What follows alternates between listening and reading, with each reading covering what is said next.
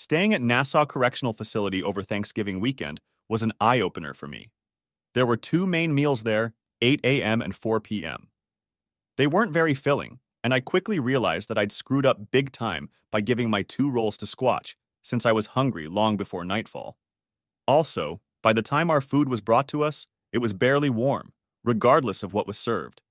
Soup, pasta, sandwiches, etc.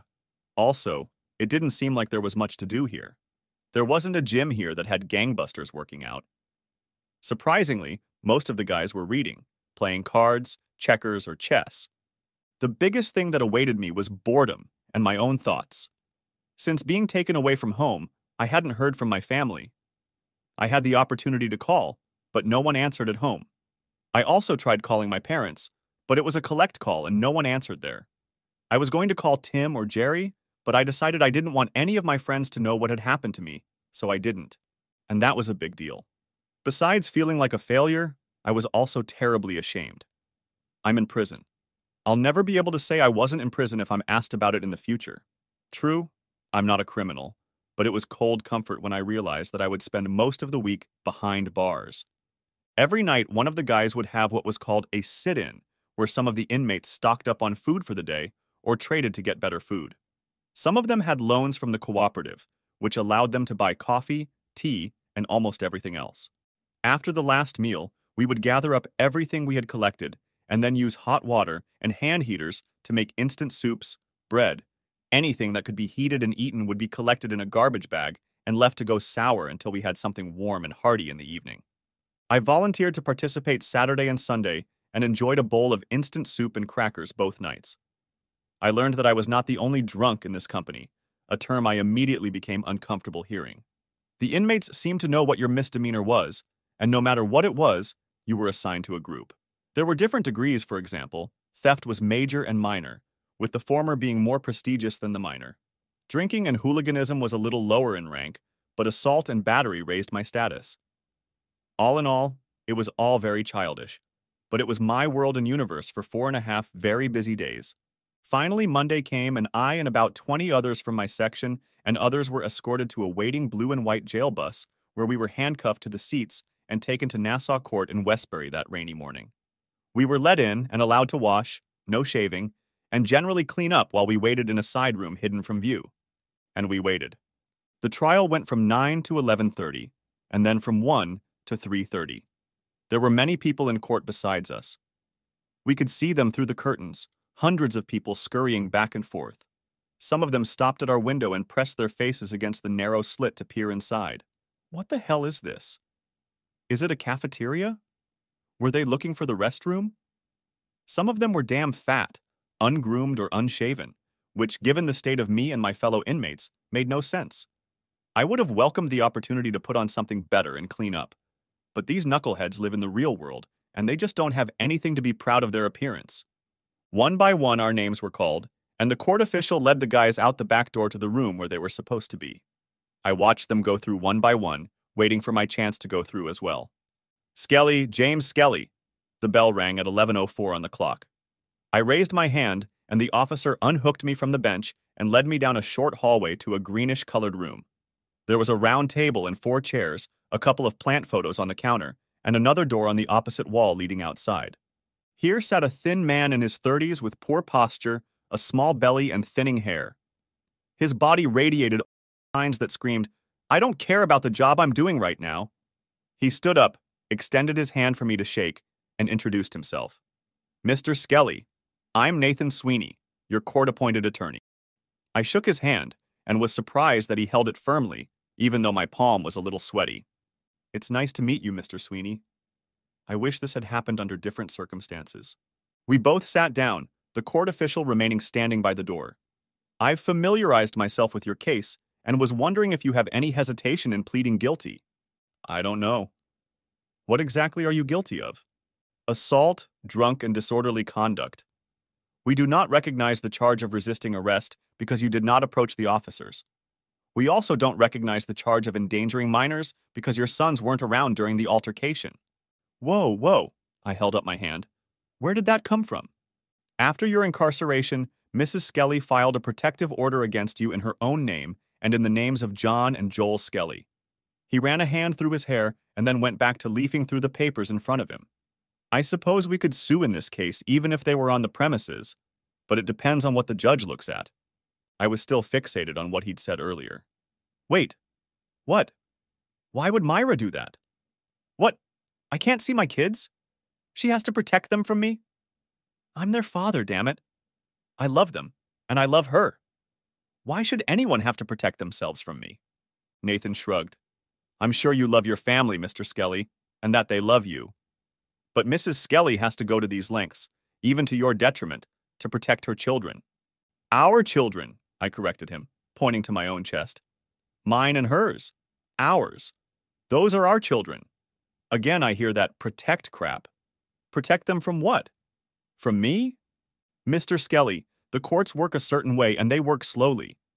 No one wants to tear you away from your family a minute longer than necessary. Everyone wants what's best for all parties, but when it comes to children, they're often cautious, and that means we'll have to take certain steps before the matter is resolved. So what do we do next? How do we get this sorted out quickly so I can go home? We go and plead guilty to assault, drunk, and disorderly conduct. You have no criminal record and no priors. You'll enroll in an alcohol program, show significant improvement, satisfy the court, and then the order will be lifted and you can come home. And how long will that take? I inquired. 15 days in jail, minus the time already served. What? He continued. Then 3 months of therapy and addiction treatment and another 3 months of supervised visits before the order is reviewed or lifted. I stared at him, eyes wide with shock. Are you freaking kidding me? Nathan drummed his fingers on the table, looking at me with as neutral an expression as possible. No, Mr. Skelly, I'm not mocking you. It's just the way we are. He folded his papers into a folder and slipped it into his briefcase. And that's assuming everything works to our satisfaction and you follow the programs without deviation. Otherwise, things could drag on. What? What if I don't plead guilty? What then? He shook his head. I would strongly advise against it. Your wife suffered injuries that are documented. Your children witnessed the attack. Your actions were documented by 8 different people. You were clearly intoxicated, but be thankful you weren't driving at the time, as the punishment would have been more severe. Fixing his collar, he continued. Also, if you plead not guilty, you will have to testify post-bail and receive a much longer prison sentence and monetary fines. My professional opinion is to do as I have described. Or, if you are not satisfied with my advice, you can hire your own attorney if you wish. My head was spinning. I didn't want to piss off this guy Sweeney, since he seemed to know what he was doing, and I seemed to be in a complete mess. Okay, Jimmy, you can go over there, eat some crow, and get into whatever shit they want to get you into. All right, Mr. Sweeney, we'll do it your way. I just want to get home and get back to my life. Fine. He nodded to the officer, who nodded his head and disappeared down the hallway. We chatted some more until the officer came back and indicated for us to follow him. We stopped at a thick wooden door with a thin window, and the court officer opened it and led us inside. The courtroom was quite small, smaller than I expected. At one of the tables, I saw my wife wearing a white button-up blouse, which I called her church shirt, because she wore it every time we had to go to a wedding, mass, or funeral. I looked but didn't see my boys, and I felt terribly sad. Behind her sat my mother-in-law Stephanie and my dad. Since my mom was nowhere to be seen, I assumed she was sitting with Jay. I wanted to shout Myra's name but kept silent, shuffling around in my prison clothes and feeling like shit.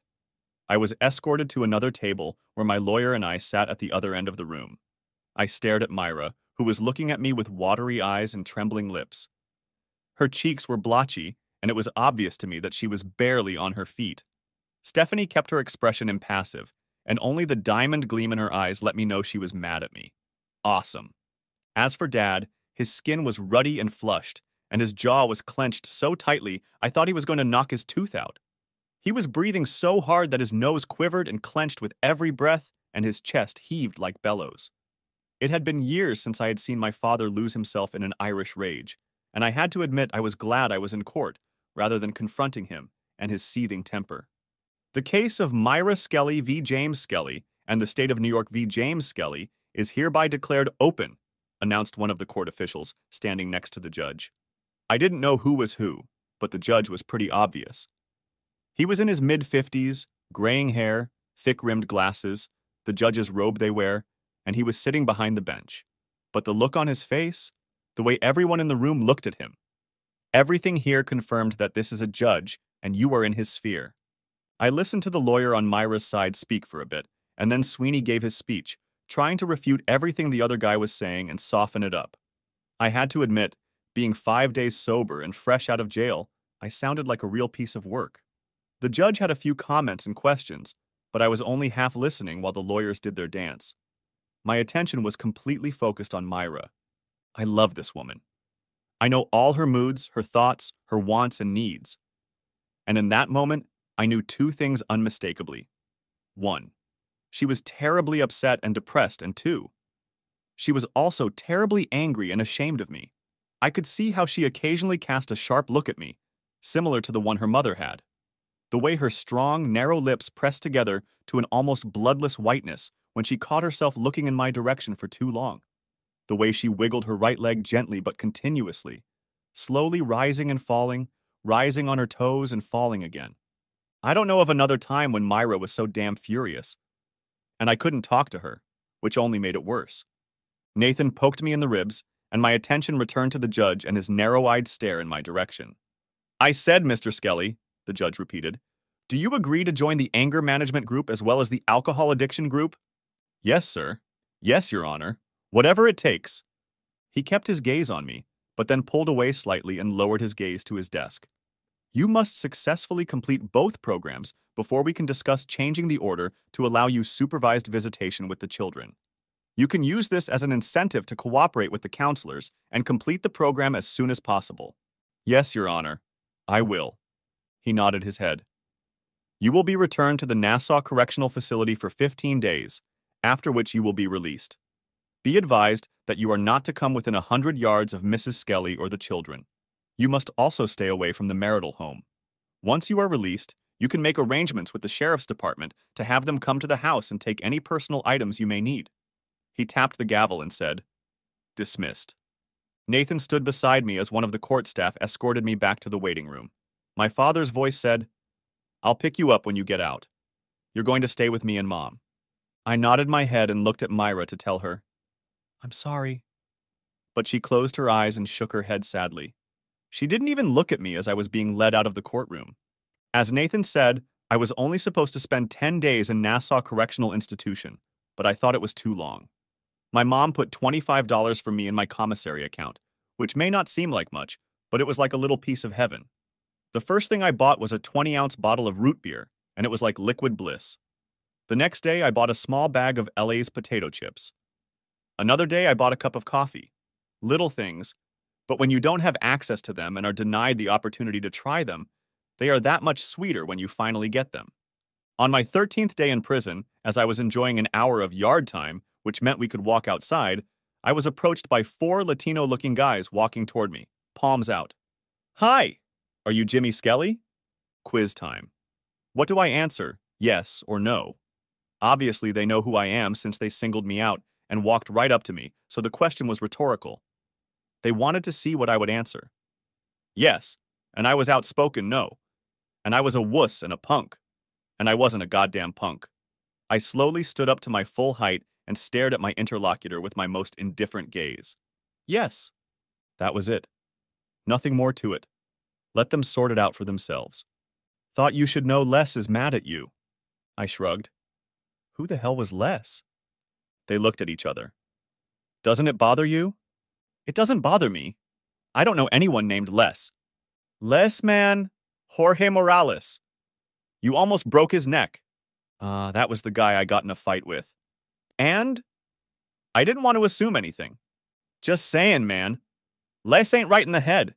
He's like Napoleon, always picking fights with the big guys. He's a cell warrior at best. Listen, thanks for the warning, but I'm leaving here in 2 days and I'm not coming back here. As long as he gives me my freedom, I'll do the same." The speaker in the foursome shrugged. "No problem, buddy. Carlos wanted to let you know that Les is foaming at the mouth about coming after you. If he does come after you, it won't be because the Iron people have any grievances. Les sells wolf tickets when he mentions the people. Okay?" I had no idea what exactly was being said, but it sounded like Les Morales, whoever he was pissed at me and his gang wasn't, because he often hung out with the big guys. Like me. Pretty damn nice. What's next? An invitation to the creep's Christmas party? I needed to get out of here, away from this school playground. Done? Got it. Thanks and tell. Carlos, thanks too. De nada, he replied, and the four of them walked away. And then it was time. Day 15. I took a long shower with crappy soap and shampoo that smelled a little like oil, trying to clean myself up. When I got out, I was given my old clothes, unworn, and belongings, and then escorted to the front doors, where they let me through the main doors and both parts of the barbed wire fence until I was in the parking lot. And there was the Pope. He was standing next to his crappy Honda Civic, arms crossed over his chest with his big ass sticking out from underneath. There was a lot more gray in his red hair than I'd noticed before, and it was weird. But I never realized how deep some of the wrinkles were on his face. He weighed 60 pounds more than I did, and he was in his late 50s, but I didn't want to find myself the recipient of his punches or slaps.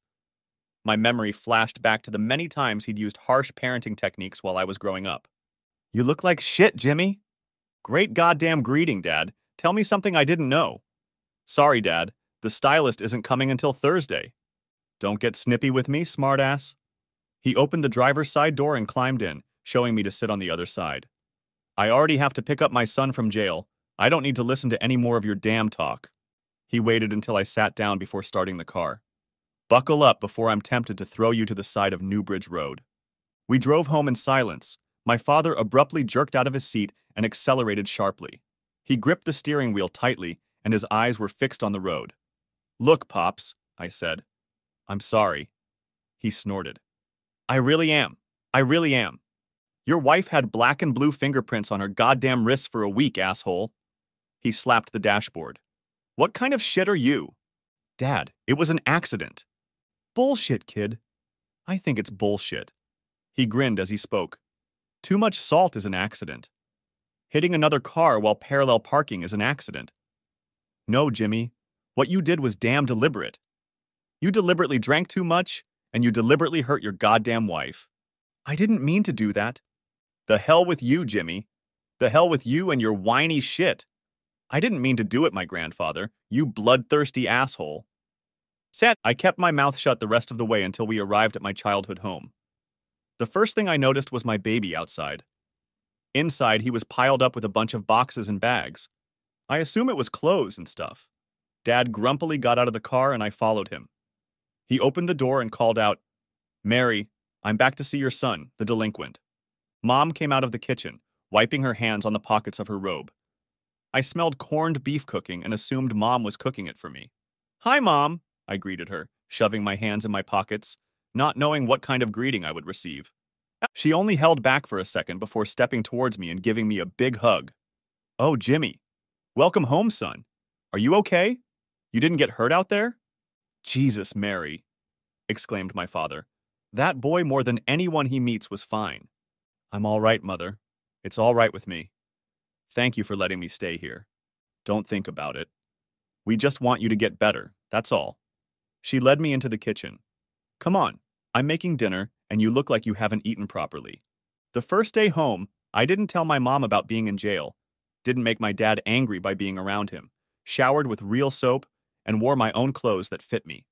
The next day, December 11th, I woke up early in the morning and drove my car to the Florence building to talk to Doug about what had happened and hopefully get some kind of check. When I walked in the door at 6:50, the conversations behind the counter stopped, and all my coworkers just stared at me. Someone whispered, Holy shit, Jimmy, where have you been? And that was enough to summon Doug from his office with the sound of a chair scraping against the wall. Jimmy? Skelly? He stepped out of the doorway and stopped, staring at me. You, he said in shock. What the hell? Go to my office. Now. I followed him in, and he slammed the door behind me. Where the hell have you been? I told you that if you screw up one more time, you're out of here. Didn't I tell you that? Didn't I tell you that? What the hell? You thought I was out there? Making this shit up? Doug, I'm sorry. I was in jail. Well, la la la la la la la la la la la la la la la la. Thanks for the news on Channel 7. I found out you were in jail when I finally got through to your wife Tuesday morning. Doug, you have to let me explain. He held up his hand. No, Jimmy. No, Jimmy. He reached into his desk drawer and pulled out 2 envelopes. Here you go. Your last check, vacation and sick pay you didn't use. Take it and go. He waved his hand toward the door. I'm not going to fight your unemployment, so sit on your ass for now and figure out what you're going to do. Because whatever it is, you don't work here anymore. I took the checks and slipped them into my pocket, standing up. Thanks, Doug. I really screwed up. He took a deep breath and looked up at me. The anger that had filled his tirade suddenly evaporated, and he leaned back in his chair, looking much older than usual. Yes, that's right, Jimmy, and that's too bad. Because I always thought you had potential. He shook his head. Listen, kid. Fix whatever's broken in your life and get your head in order. Get busy with something of your own, okay? I mean it. I shook his hand and nodded. I'll do my best, Doug. Thanks for everything.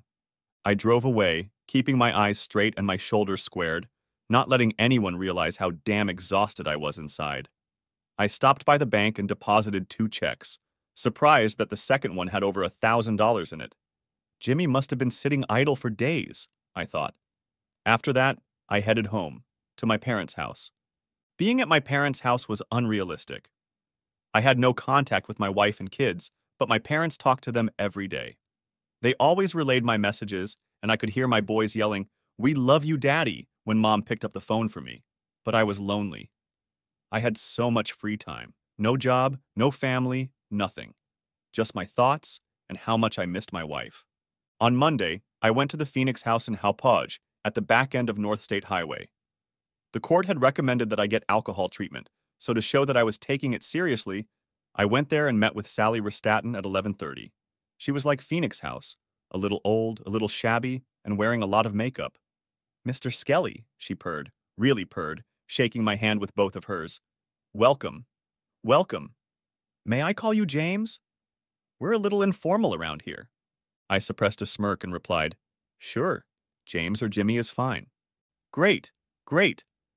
Let me tell you a little bit about what we do here. I mean, we, meaning you and me, because we don't do the hard work of solving your problems for you. No, no. We show you how to deal with your addiction on your own and come to a point where you can live with it, not live for it. I looked around. The office didn't impress me. Should I move in here? No, no. We have inpatient and outpatient programs, of course, depending on the severity of your situation. From what I've read in your file, you don't need inpatient care. She licked her lips and continued. James, you do realize that this kind of therapy only works if you want it to, right? Of course, I know that. I need it, and I need it now. I need to get home to my family. Why? I frowned. Why? What kind of damn question is that? Why? It's my wife, my kids. I love them, and I want to come home. Do you want to come home the way you were or not? Look, Sally, I don't understand these questions, but I want to come home and learn to control my problems so I don't drink so much. So in that sense, I don't want to be the way I was. She tapped her finger on the desktop. James, you may not want to believe this, but you can't just reduce the amount you drink. You're going to have to learn to admit that you have a problem, face it, examine your urges and triggers, and realize that once you become an alcoholic, you're an alcoholic for life. There is no reduction. There's only prevention and vigilance. I raised one eyebrow. I think that's a load of crap, Sally. I've already quit once. Didn't work, did it? I snorted derisively. Apparently it didn't. I'm here now. So you did the wrong thing. Maybe you reverted to a pattern and decided it was all in your hands. Maybe. But I was able to do it. And for how long? A month? 2? 3 days? It doesn't matter how long. The fact is, you didn't have all the tools to truly deal with alcoholism. I sighed. Okay, we'll do it your way, since I'll admit that I somehow didn't hang in there before. What do we do first? I spent the rest of the day listening to Sally's chatter. She was a former alcoholic herself, hadn't had a drink in 15 years. She had 2 children, a boy and a girl, who lived with her ex somewhere in Staten Island, and she was able to see them every weekend. She kept talking about her dry period and how she hadn't had a drink in 7 years. I didn't like the whole situation, besides the fact that she kept calling me an alcoholic. I had to come here every damn day for 6 weeks. She had the look of an elderly bartender and too much makeup, and the fact that it all sounded like psychedelic shit. I felt like any second she was going to start a song about Jesus and try to douse me with a vial of holy water. I felt the same way in group classes.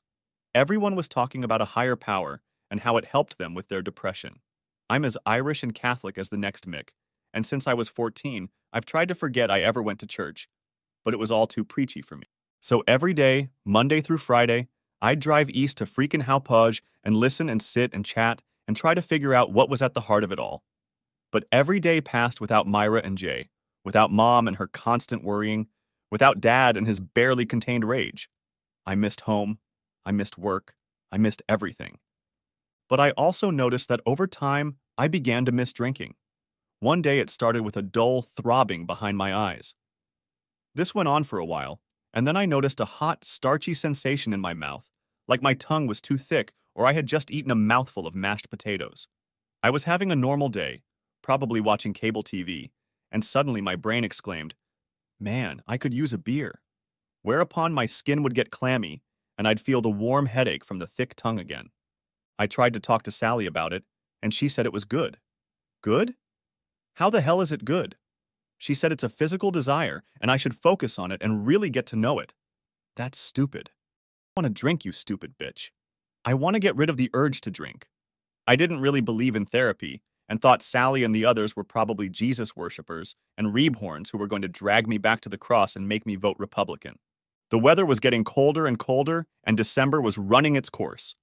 Christmas was approaching, and I was feeling more and more depressed being at home with my mom and dad instead of with my kids.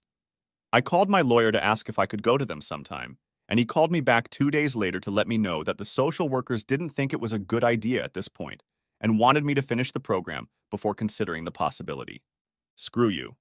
On December 22nd, I was having dinner with my parents when my father snapped his fork with a loud crack and stared at me. "I just heard from Myra that you didn't give her a dime for gifts for the boys this year." I looked at him, eyes wide. "I'm not allowed to see her, remember? Or my sons, remember? So your sons were going to get total shit this year until I gave Myra 200 for gifts and shit. When the hell were you going to help? How, Pops? And with what? I don't work, you know that. So get a goddamn job. You've got money in the bank. You've got gas in your goddamn car. And I know you've got unemployment money in your account. And you're going to help me? You're going to help me?" His voice growled at the end. "I want a goddamn job!" I yelled back, picking up the volume. "And if I could see my damn wife, I'd love to help with Christmas. Don't you dare raise your voice in my house." My father's face was turning increasingly red, and his eyes had strange veins in them, like he was about to have an aneurysm. "You didn't offer shit. Shane, you have pressure." Mom tried to calm Dad down, but he already had his head full of air. "Jesus, Jimmy, just put the damn money in my hands and I'll give it to her." "What the hell? Don't you guys have a joint account or something? Go transfer the goddamn money. I heard Stephanie had to give Myra money for groceries this week, and you sure as hell didn't help a damn thing. Damn it, Daddy, I'm not living there. What the hell am I supposed to do? I don't have a job, I don't work, I don't have shit for money, and I have to go to these goddamn therapy sessions for alcoholics and wife beaters every goddamn day." My mom tried to defuse the situation again. "James, if you need someone to bring something to Myra, just ask." I didn't know she needed anything.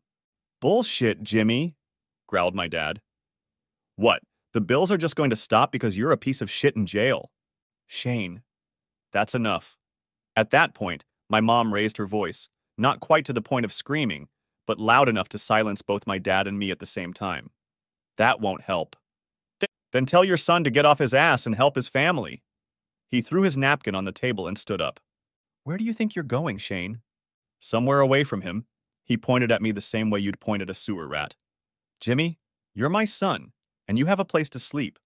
But this isn't forever, and you better figure out what's wrong in your head and fix it. Be a man, not a whining bitch. Shane." My dad just shook his head and ran out of the kitchen. We heard his car start, and then he drove off, leaving my mom and I alone in awkward silence. "Damn it, Mom. I don't know what to do." "Jimmy, this is hard for everyone. But despite what you're going through, It's Myra and the boys who are having the hardest time. They don't deserve this, and they have the hardest job without you. Come on, Mom. I'm the one with the problems. Snap! But they're innocent, and they'll have to live with the wreckage. She bowed her head. Jimmy, I'm praying for you. I really do. I'll be fine, Mom.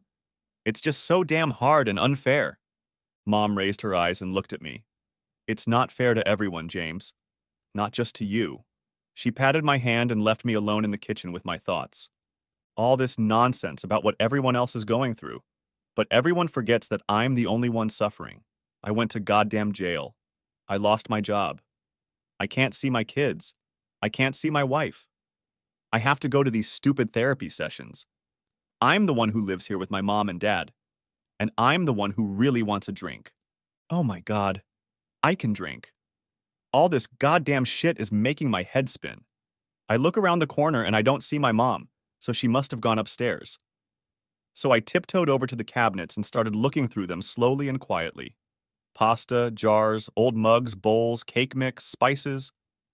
Shit. I looked in the lower cabinets. Mixer, pans, pots, pans, soup, rolling pin, jars of sauce, a bottle of Blackbush Irish whiskey. Bingo. I pulled it out and saw with satisfaction that the seal had been broken, and about half the bottle was gone. I listened but heard nothing, then unscrewed the cork and brought the neck of the bottle to my lips. I tilted it back until the taste of grain hit my teeth and filled the space under my tongue. I pressed my lips together, twirled the bottle in my hands, and swallowed. Oh, sweet God. It was so delicious. It hit my gut and spread in a warming wave across my chest and lungs.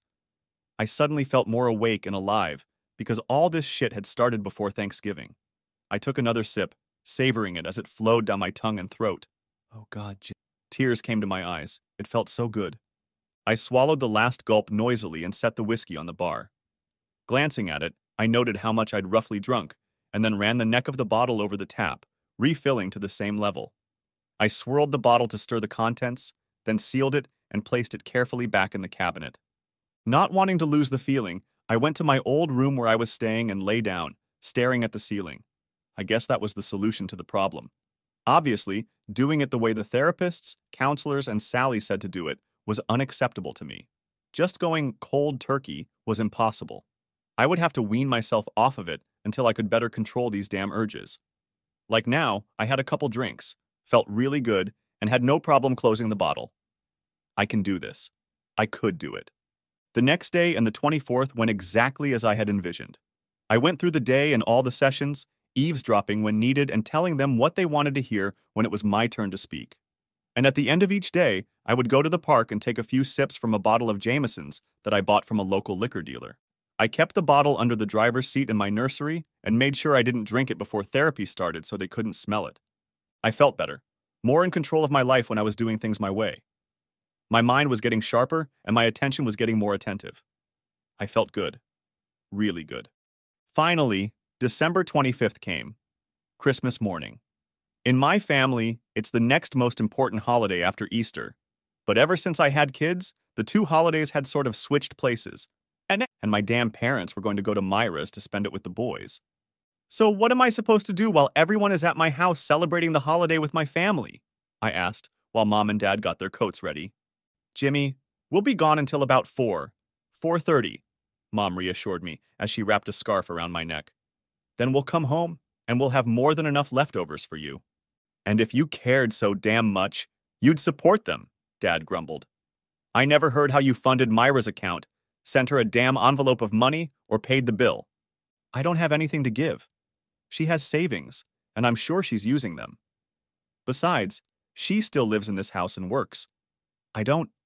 Dad only frowned. You really are a piece of work, Jimmy. I can't believe you're my damn son. He looked at Mom. Come on, Mary. Let's get the hell out of here. Mom leaned over and kissed my cheek. Merry Christmas, Jimmy. Don't let it get you down. I watched them walk away, my vision blurred from the flood of tears, until their car drove off. As soon as they were out of sight, I walked over to the kitchen cabinet and started rummaging through it until I found a bottle of Dad's whiskey. To hell with them.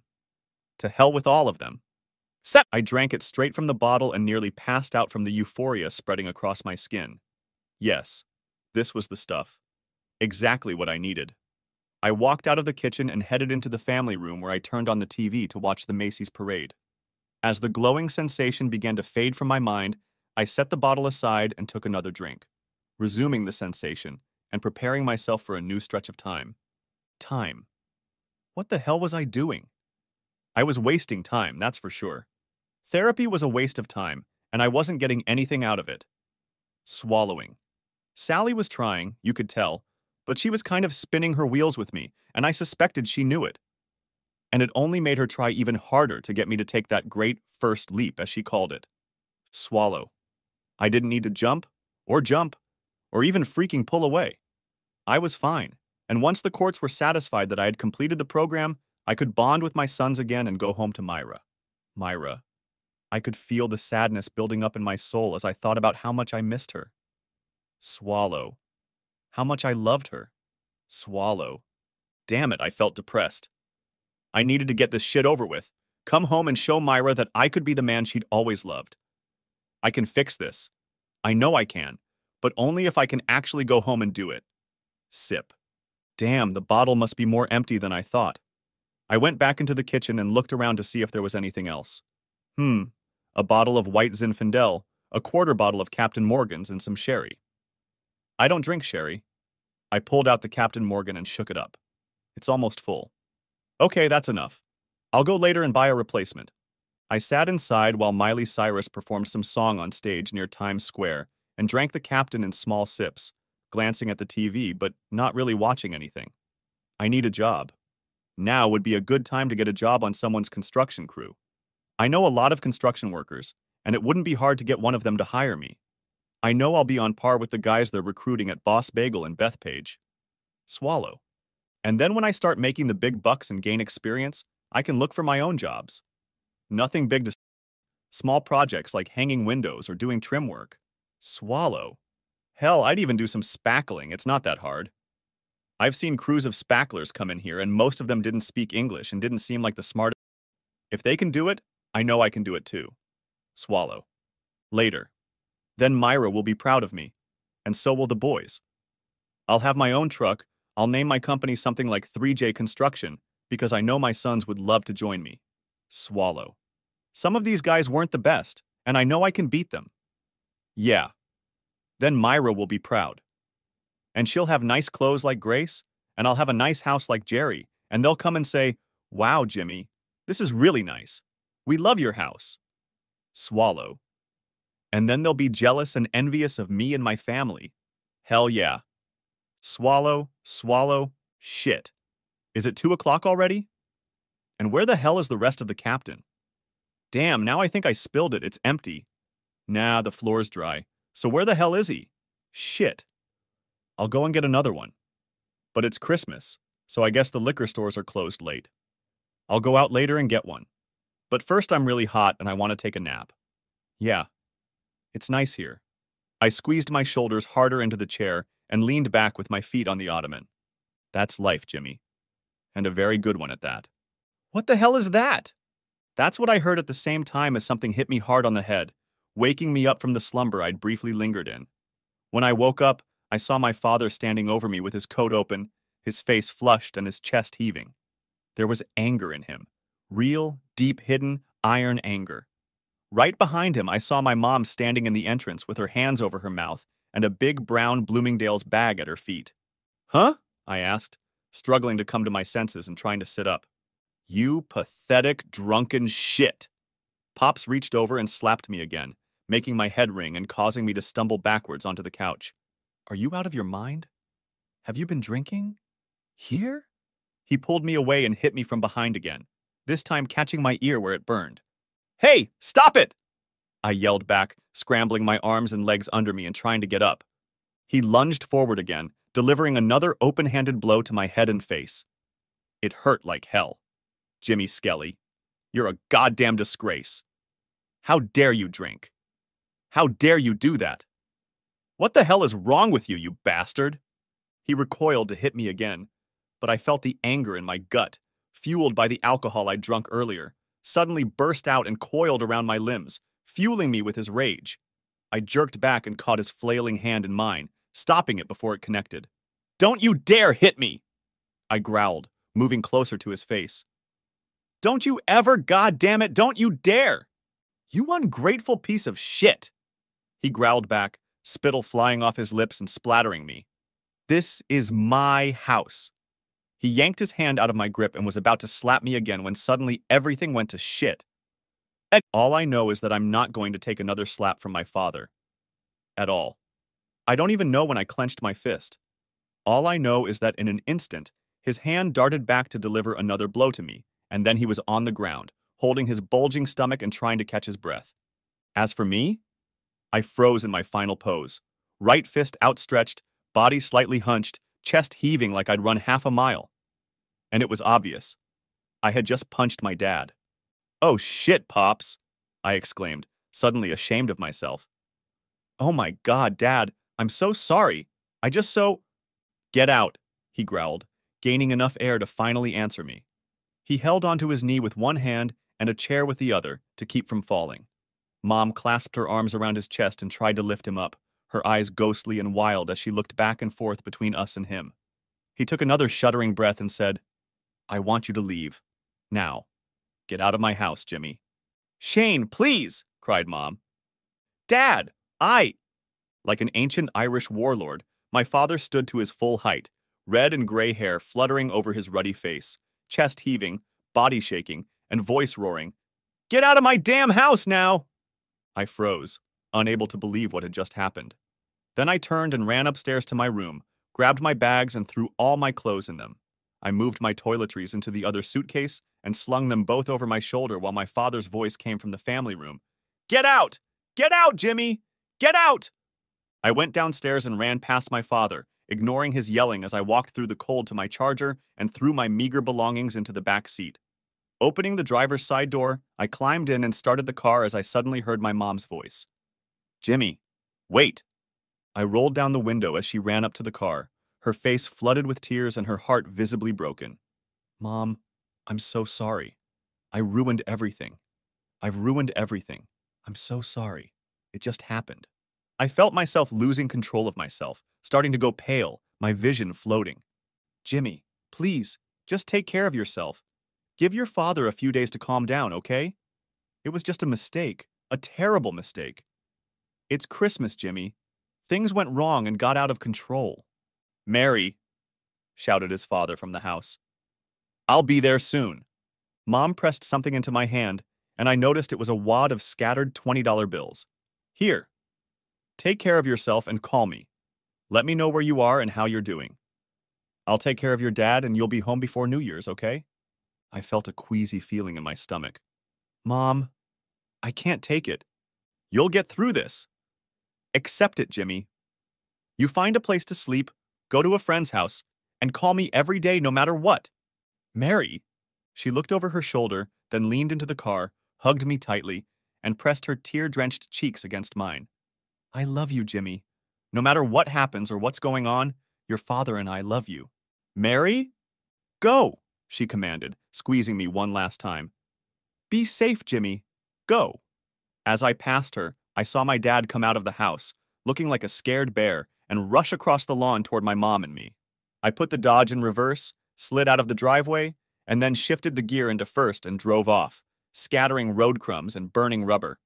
The rest of my family stayed behind me in the rearview mirror. Next chapter. I drove, having absolutely no idea where I was going next.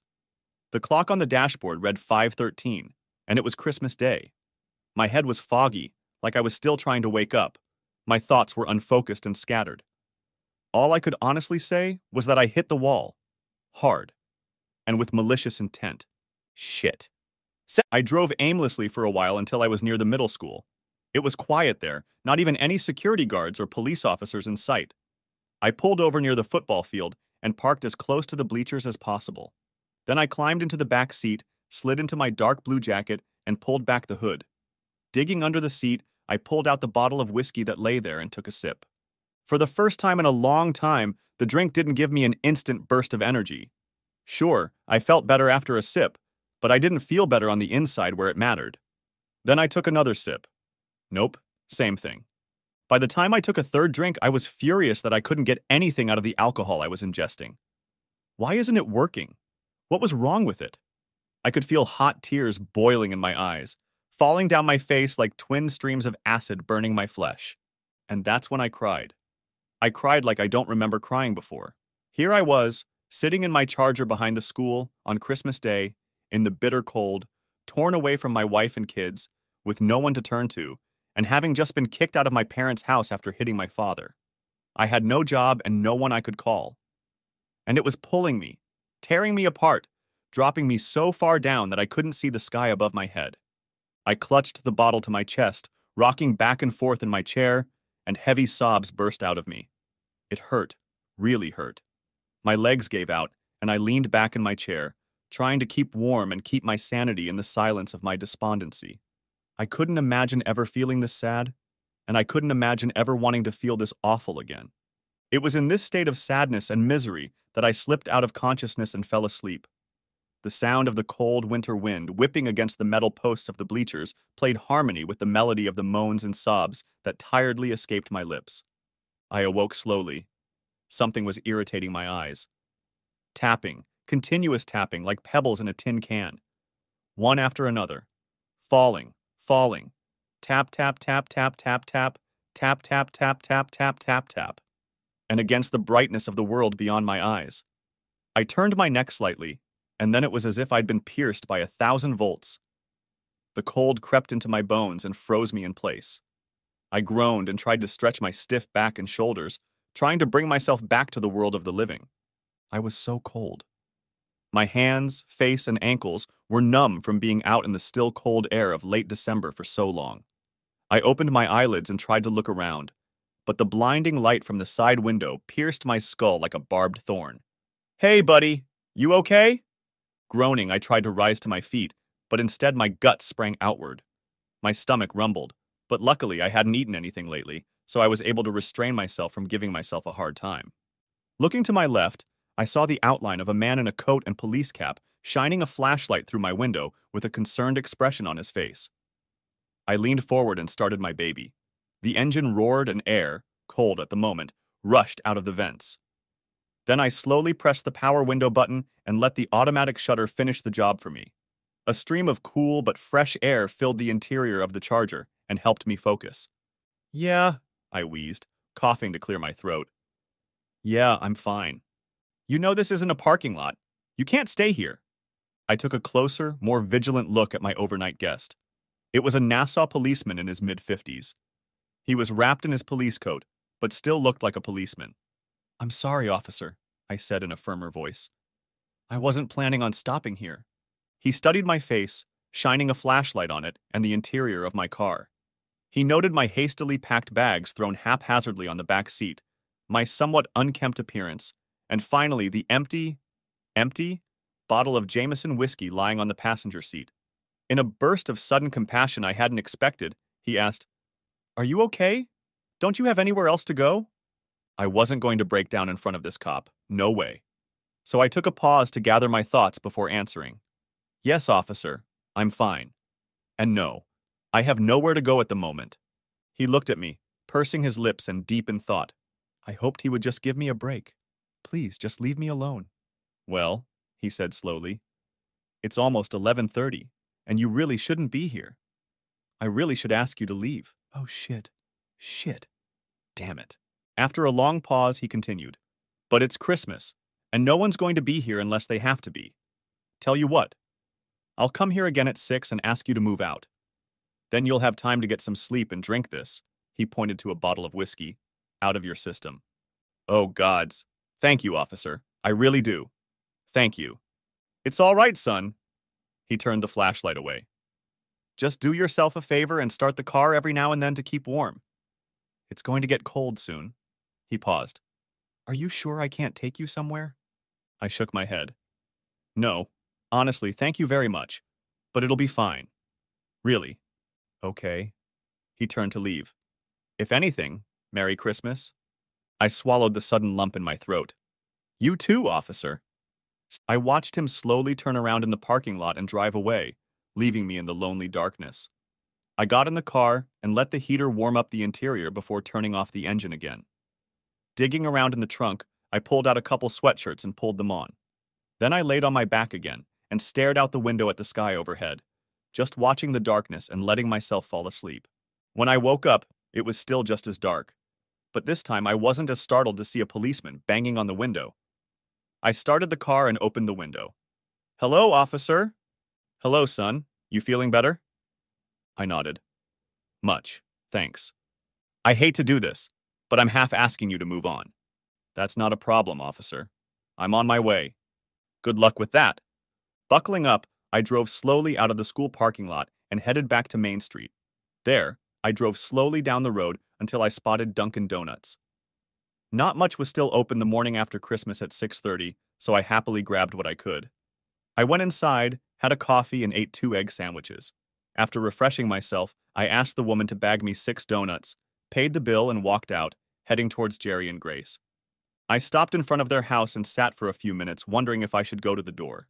Finally, I mustered up the courage, walked down the driveway, and knocked on the door in 2 series of 3 sharp knocks.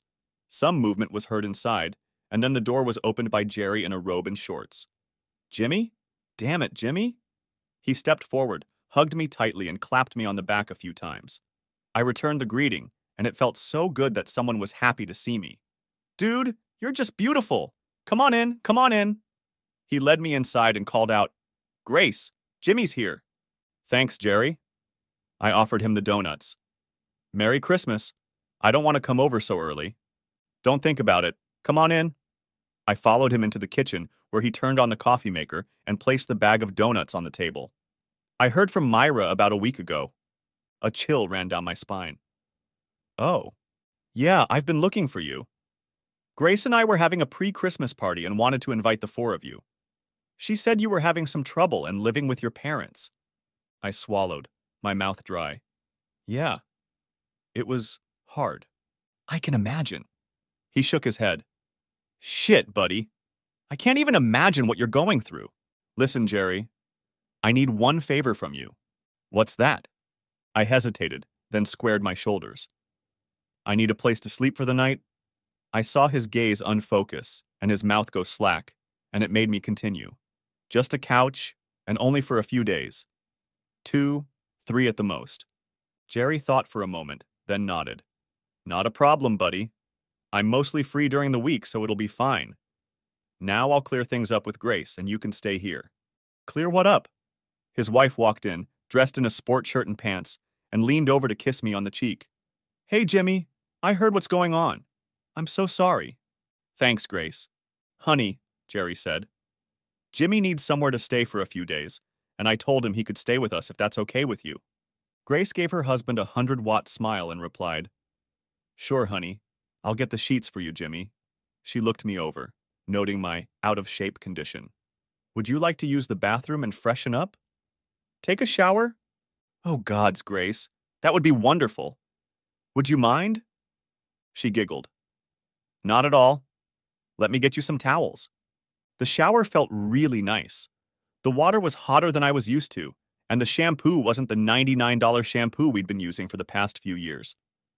When I was done, I didn't want to bother my friends, but I needed to tidy up my clothes, so I asked if I could use the washer and dryer.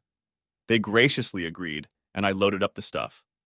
During the day, when they weren't busy with Brittany, their daughter, or something that needed to be done, I had the opportunity to tell Jerry what was happening to me, but from my perspective. He listened silently, and I appreciated that he mostly kept his advice to himself. However, it was obvious to me that he was already prejudiced against Myra after hearing some of his leading questions and comments. "Wow, but don't you think maybe she was right?" "I can understand that. But I think that when it comes to children, she should have acted on her conscience first and foremost. I can't imagine that therapy isn't working at all, since they're having such success. I'm sure your parents were only hoping for help, and they're hurting too." On the 27th, Jerry had to take a few hours off work because his company was on a half-day during Christmas break, and I had a couple hours to kill before driving to Phoenix House. Grace was tending to Brittany when the dishwasher buzzed, and she asked me if I could be nice and empty it for me. I rolled off the couch, emptied the plates and glasses, and put them away in the cabinet. I did the same with the silverware, tossing it into a drawer, then finished the job and returned to the couch. A little while later, I heard her fumbling around in the kitchen, as if looking for something, and then the same sounds came from the dishwasher. I focused my attention on Maury for a while and tried to ignore the knocking. At 11, I thanked Grace for her time and told her I'd be home after 4:30 when therapy was over. She waved goodbye to me, but I don't think I heard her say anything. Strange. Sally tried to get information out of me, but I wasn't going to go into a diatribe about the crap I'd said on vacation with my parents. Just said that we'd had some tough times, but they were behind us now. The end of the day was not long in coming, and I took a leisurely drive back to Jerry and Grace's place. Stopping near the park, I drank the 2 bottles of beer I had in my trunk, trying to stick to my plan of weaning myself off alcohol. By the time I got back to the Zaveras, I was feeling much better than usual and happier. Jerry was a little colder today, and Grace seemed less happy than she had the day before. I tried not to disturb them and got a good night's sleep on their couch. The morning of the 29th came, and Jerry stopped to chat with me while I was in the kitchen eating frosted cereal for breakfast.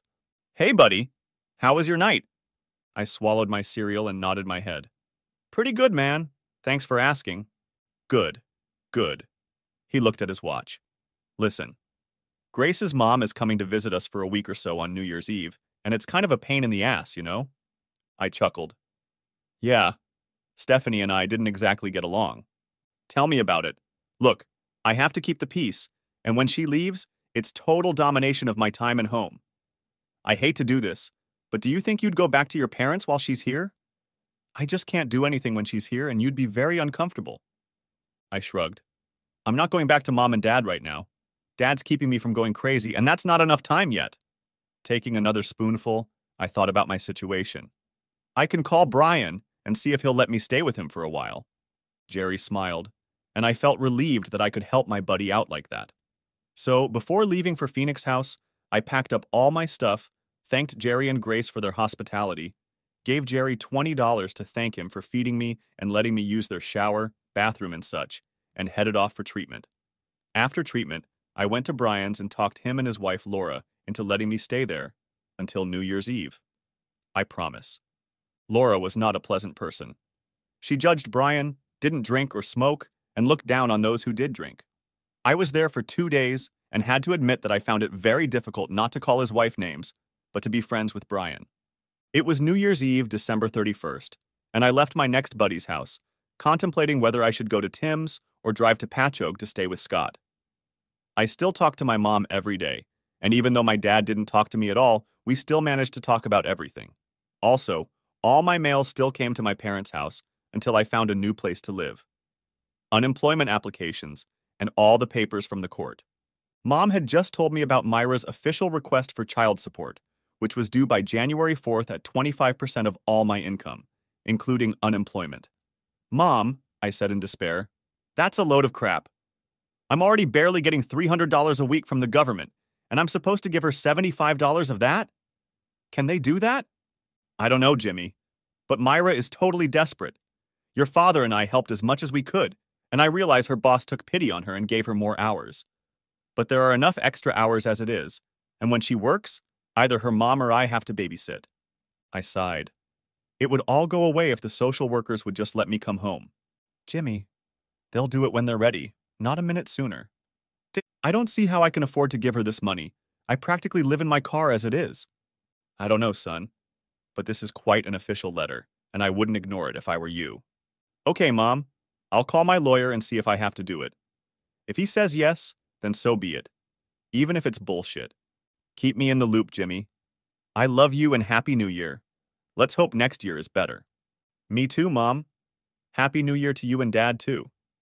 I chuckled. "Are you going to make it to midnight this time?" She laughed. "I will. We'll be sitting with Jay and Jay tonight, and they'll want to beat pots and pans." "All night?" "Yes. Myra will have a much-needed evening with her friends. The poor thing has been on fire at both ends for a while now. That's why your father and I have agreed to watch the boys in her place." That worried me. "So she can go out with her girlfriends for a night on the town, and I try to organize a dinner at Bracco's 3 months ago, and she blows me off? That's bullshit, Mom. Plain and simple." "James," my mother's voice grew firmer. "Myra has been a single parent and caregiver for some time now. She has children's services, attorney issues, home-related stress, lack of money, and extra time at work, in addition to all her normal day-to-day stuff. In this case, we're glad she's gone on vacation. Maybe, I grumbled. But it still sucks. I don't know what you want me to say, Jimmy. Mom sighed into the phone. Look, just have a good night and call me tomorrow to tell me where you are, okay? Okay. Good night, Mom. Good night, Jimmy. I drove to Phoenix's house, anger slowly building up inside me again. What the hell is all this happy shit? I'm looking for a place to live, and Myra's doing what the hell does she do on New Year's Eve? And for that matter, with who? My blood ran cold, and the viper in my veins suddenly gained wings. What if it's the guy she's dating? Bullshit. That's the point. Bullshit. My time with Sally couldn't have been less productive if my balls weren't on fire. She chatted nonstop and finally, giving me a hard look, asked, "So, James, you haven't been focused this whole time. Is there something wrong? Anything? You can tell me." "No, Sally. Everything's fine. Everything's fine. I guess it's just almost a new year. New beginnings. We only have a week or two left, and then the court will let me see the kids and my wife." She frowned, her eyebrows coming together. Oh, God. Oh, God, no, James. It's not really like that. The anger I'd been struggling to contain suddenly burst out, turning into a mixture of cold and hot rage. I could feel the fire in the depths of my eyes ignite as I glared at the older woman with ill-contained feelings.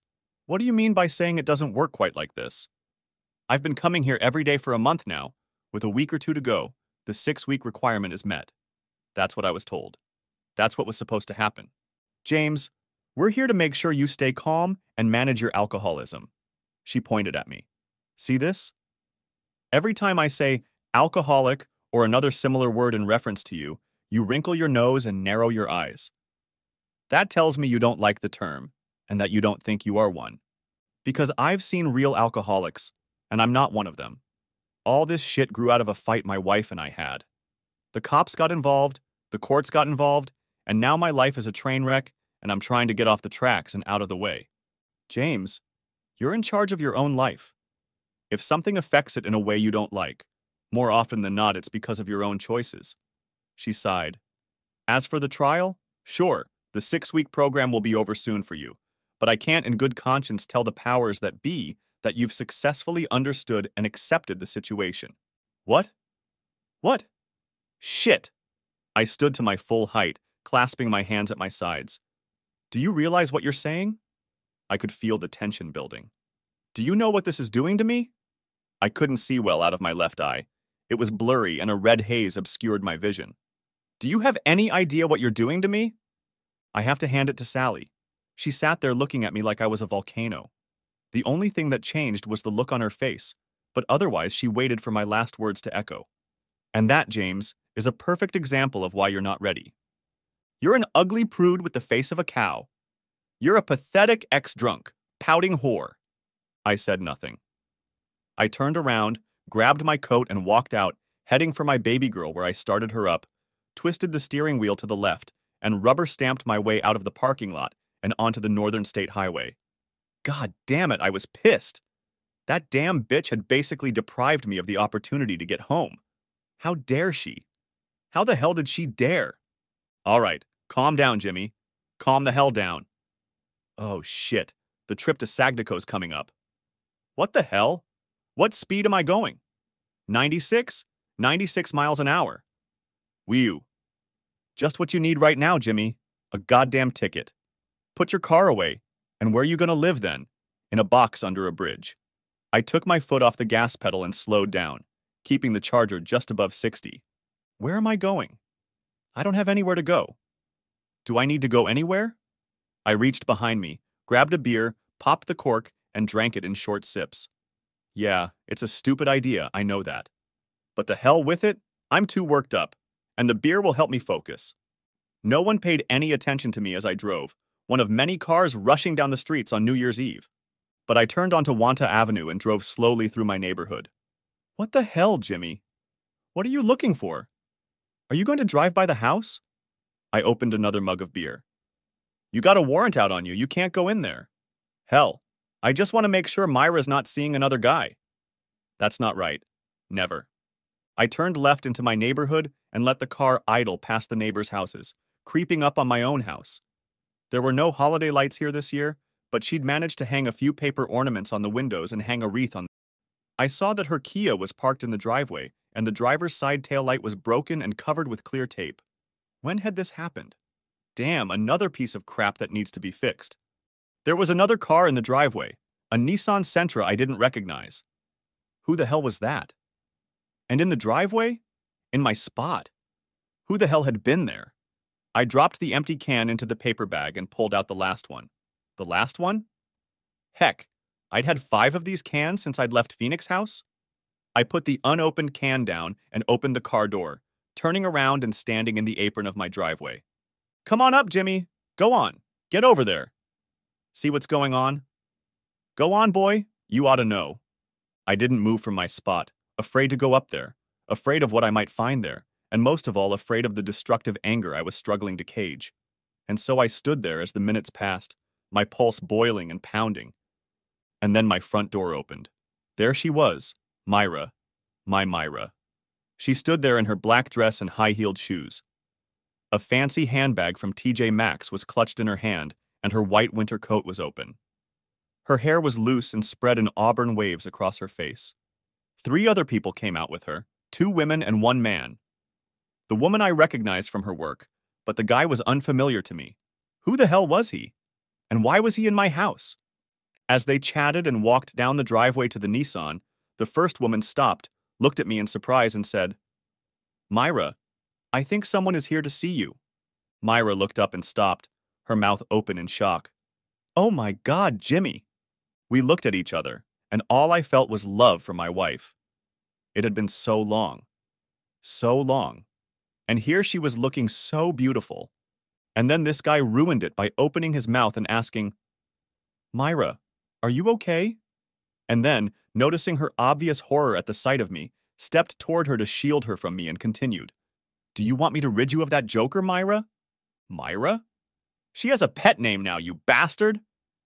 Hey, asshole, I growled. This is my house and this is my wife. Get the hell out of here and mind your own business. Myra, one of the women said, standing up beside her and pulling out her cell phone. You still have a protection order against him. I'm calling the police. She turned to me and said louder, Can you hear me? I'm calling the police, Mr. Skelly. You should go away and leave Myra alone. The guy waved his arms around, trying with his limp wrists to get me to leave my goddamn property. Go away. Get out of here.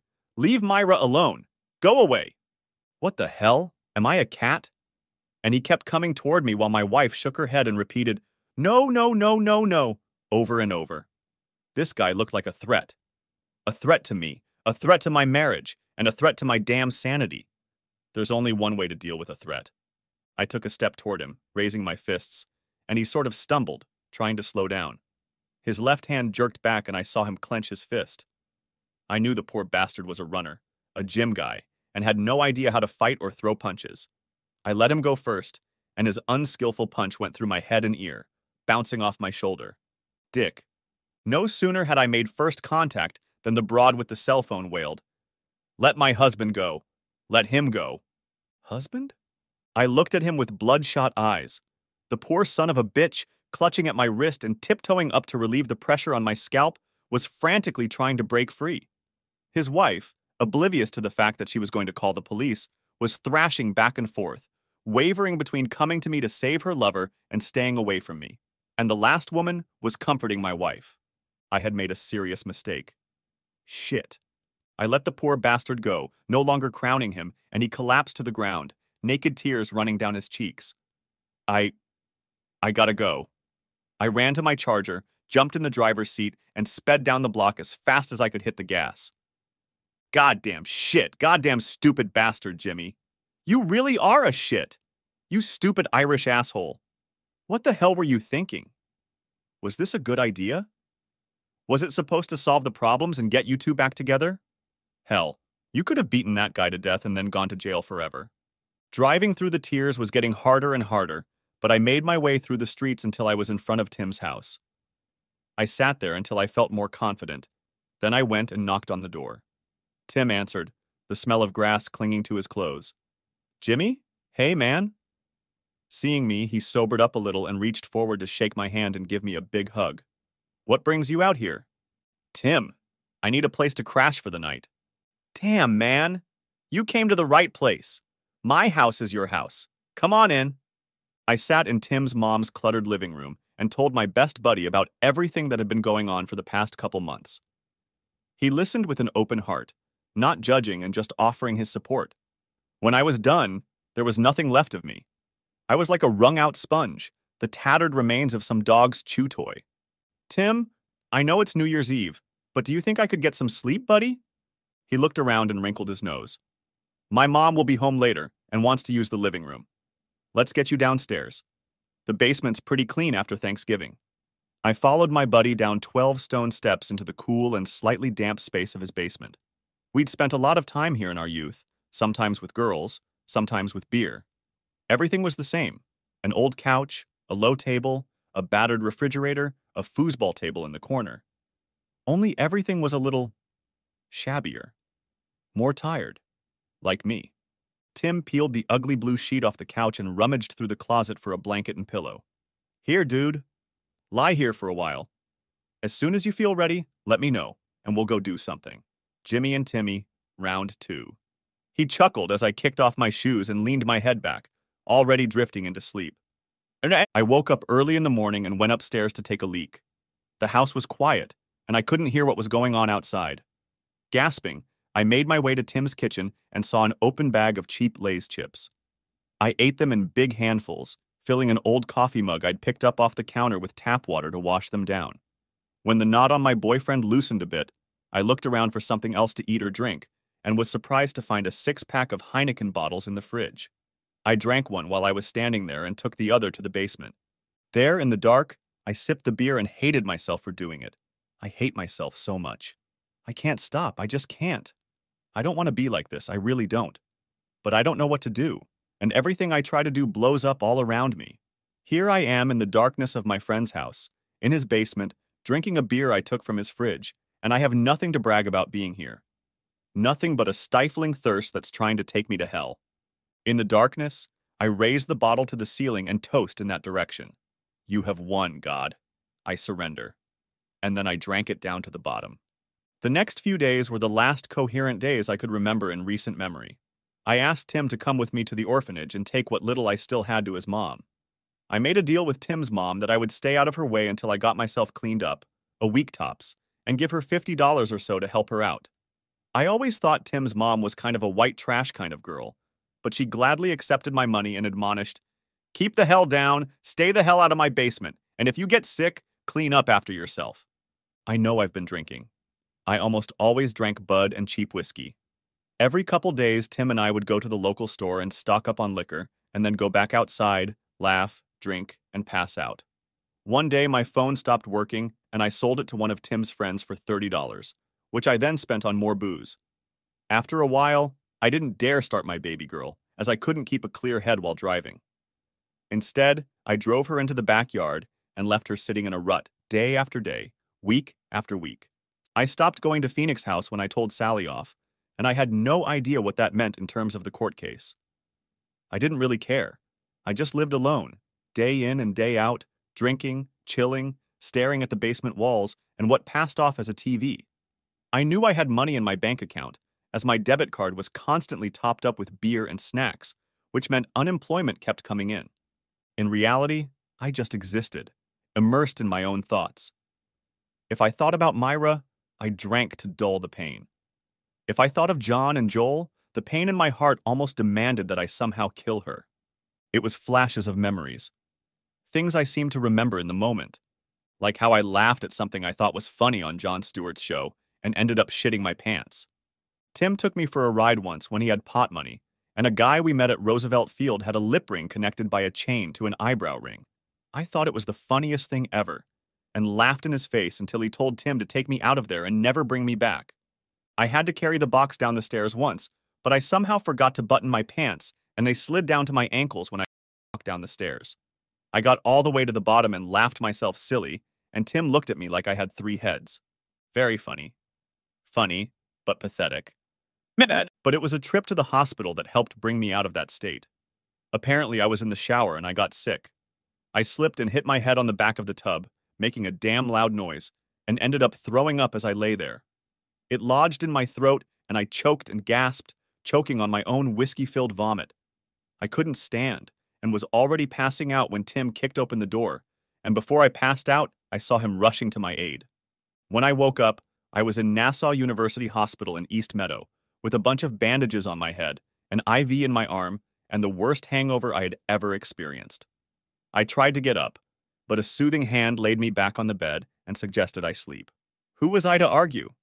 The next time I woke up, it was daylight, and a real ugly nurse was shaking me by the shoulder. "It's time to take your medicine, Mr. Skelly." Huh? What's wrong? She handed me some pills and a cup of water for me to swallow, then started measuring my vitals. "You've been here for 3 days, Mr. Skelly. Concussion, severe laryngeal trauma, asphyxiation, and alcohol poisoning. We have reconstructed your system, and you are on the mend. If the doctor agrees, you could be discharged as early as tomorrow." Oh. "Your mother and father have been here for the past 2 days. Your friend Tim was here the first day. There have been other visitors." She pointed to a side table, and I turned my head to look. There were little bags of cookies and postcards lying there that I was supposed to look at as soon as I woke up. But what made me gasp and sob were the hand-drawn cards in crayon on folded yellow paper that showed my 2 boys with figures next to a larger figure lying down. My sons were here. They were here, which meant Myra was here, and they had seen me in this state. The nurse tried to calm me down as I sobbed and moaned and cried. Eventually, other people came in. Something happened that calmed me down, and within seconds, I was asleep. When I woke up the next time I saw Mom and Dad at my bedside, Mom looked so tired and drained, and Dad, he just looked old, sad, hollow. I swallowed to wet my tongue and wheezed. "Hi." They both looked at me and smiled with relief. "Hi, Jimmy." "Hey, son." I sighed, drawing strength from God knows where. "I'm so sorry, Dad." "Don't be," he scolded me, placing a hand on my bicep. "Don't you dare start this. It's over. It happened. It's over. We're Irish, not Italian. We feel guilt, not resentment, okay?" I smiled. "Thanks, Dad." Mom smiled thinly and leaned over to kiss my cheek. "It took me so long to call you. Your phone wasn't answering, and then they said it wasn't working anymore. The courts came, Myra got sick, Jay missed you, Sally from Phoenix House reached out. Jimmy, you disappeared off the face of the earth. Didn't anyone think to call Tim? We tried, we all tried. No one answered, and eventually his phone was disconnected too." I sighed. "So how did you find me here?" "We got a call from Myra. When you were here for John and Joel's birth, you listed each other on the hospital forms as emergency contacts. The hospital called her, and she called us. And here we are." We chatted with each other some more, horrified to learn that it was already April. 4 months. I had lost 4 months somewhere, and I had nothing to brag about. Suddenly, they got distracted and said they were taking a couple minutes off to the gift store. "We'll be right back." And then they left. In the silence that followed their departure, I smelled a faint odor of coconut that seemed strangely familiar, and a voice from behind the door asked uncertainly, "James? May I come in?" I looked, and it was Myra, my wife. The smell was from her shampoo. How the hell could I have forgotten that? I reached for her as if by sheer force of will alone I could pull her to me. She took a few steps and then sped up, falling onto my chest and hugging me tightly. "Oh, Jimmy. Oh, James. Oh, Jimmy." She sobbed, and I put my arms around her and felt her shoulders shake as she let out whatever was burning inside her. "I thought you were dead." I shook my head and put my arm around her shoulders. "No, kids. I just wish I had." We lay like that for a few more minutes before she stood up and stared at me. "Where have you been?" I told her everything I could remember about the last few scattered months, and she did the same. Her story was the mirror opposite of my own, and I grew increasingly frustrated as she recounted the terrible obstacles she and the boys had to go through. She was on public assistance at the time, receiving EBT cards and other assistance from too many agencies for me to remember. The house was in danger of foreclosure, and the boys were going through some bad times, alternately missing their father and behaving inappropriately. But it was the last part of her conversation that ripped the remnants of my heart out of me. "And that's the problem, James." "What, the kids?" She sighed, looking down. James, Child Protective Services has been very hostile to me. Very hostile. Even when Mom and you were helping, they came in and said that the lives and safety of the children in the home were deteriorating. And I had nothing else to give. Nowhere else to reach out to fix the situation. She sat upright on the edge of the bed and interlocked her fingers. So I made myself a promise. If you don't come home or get better by March 15th, I'm going to have to make a hard decision. A snake of anger stirred deep in my heart, but it was so tired, so exhausted. There was so little strength in it as there had once been in my rage. Myra, it's the middle of April. What hard decision have you made? My wife stood up and took a step away from the bed, distancing herself from me as she gathered her courage. Jimmy, I filed for divorce. Thud. That was the sound of my last support falling. No, I gasped. No way! Jimmy, I have to. I have to do what's right for the boys, and for me. Tears stood in her eyes. I've been trying to get through to you for so long. There's nothing more I can do or give. I've had enough. Myra, that's not going to happen. The money never came and you were nowhere to be found. Jimmy, I love you and always will, but you killed a part of me. I could feel my molars grinding. Myra, I'm not going to give you a divorce. She stared at me, her eyes clouded and full of fear. It's not your choice, Jimmy. It's going to happen. My pulse became weak and my vision blurred. Myra, listen to me. We're Catholics. There's no such thing as divorce, do you hear me?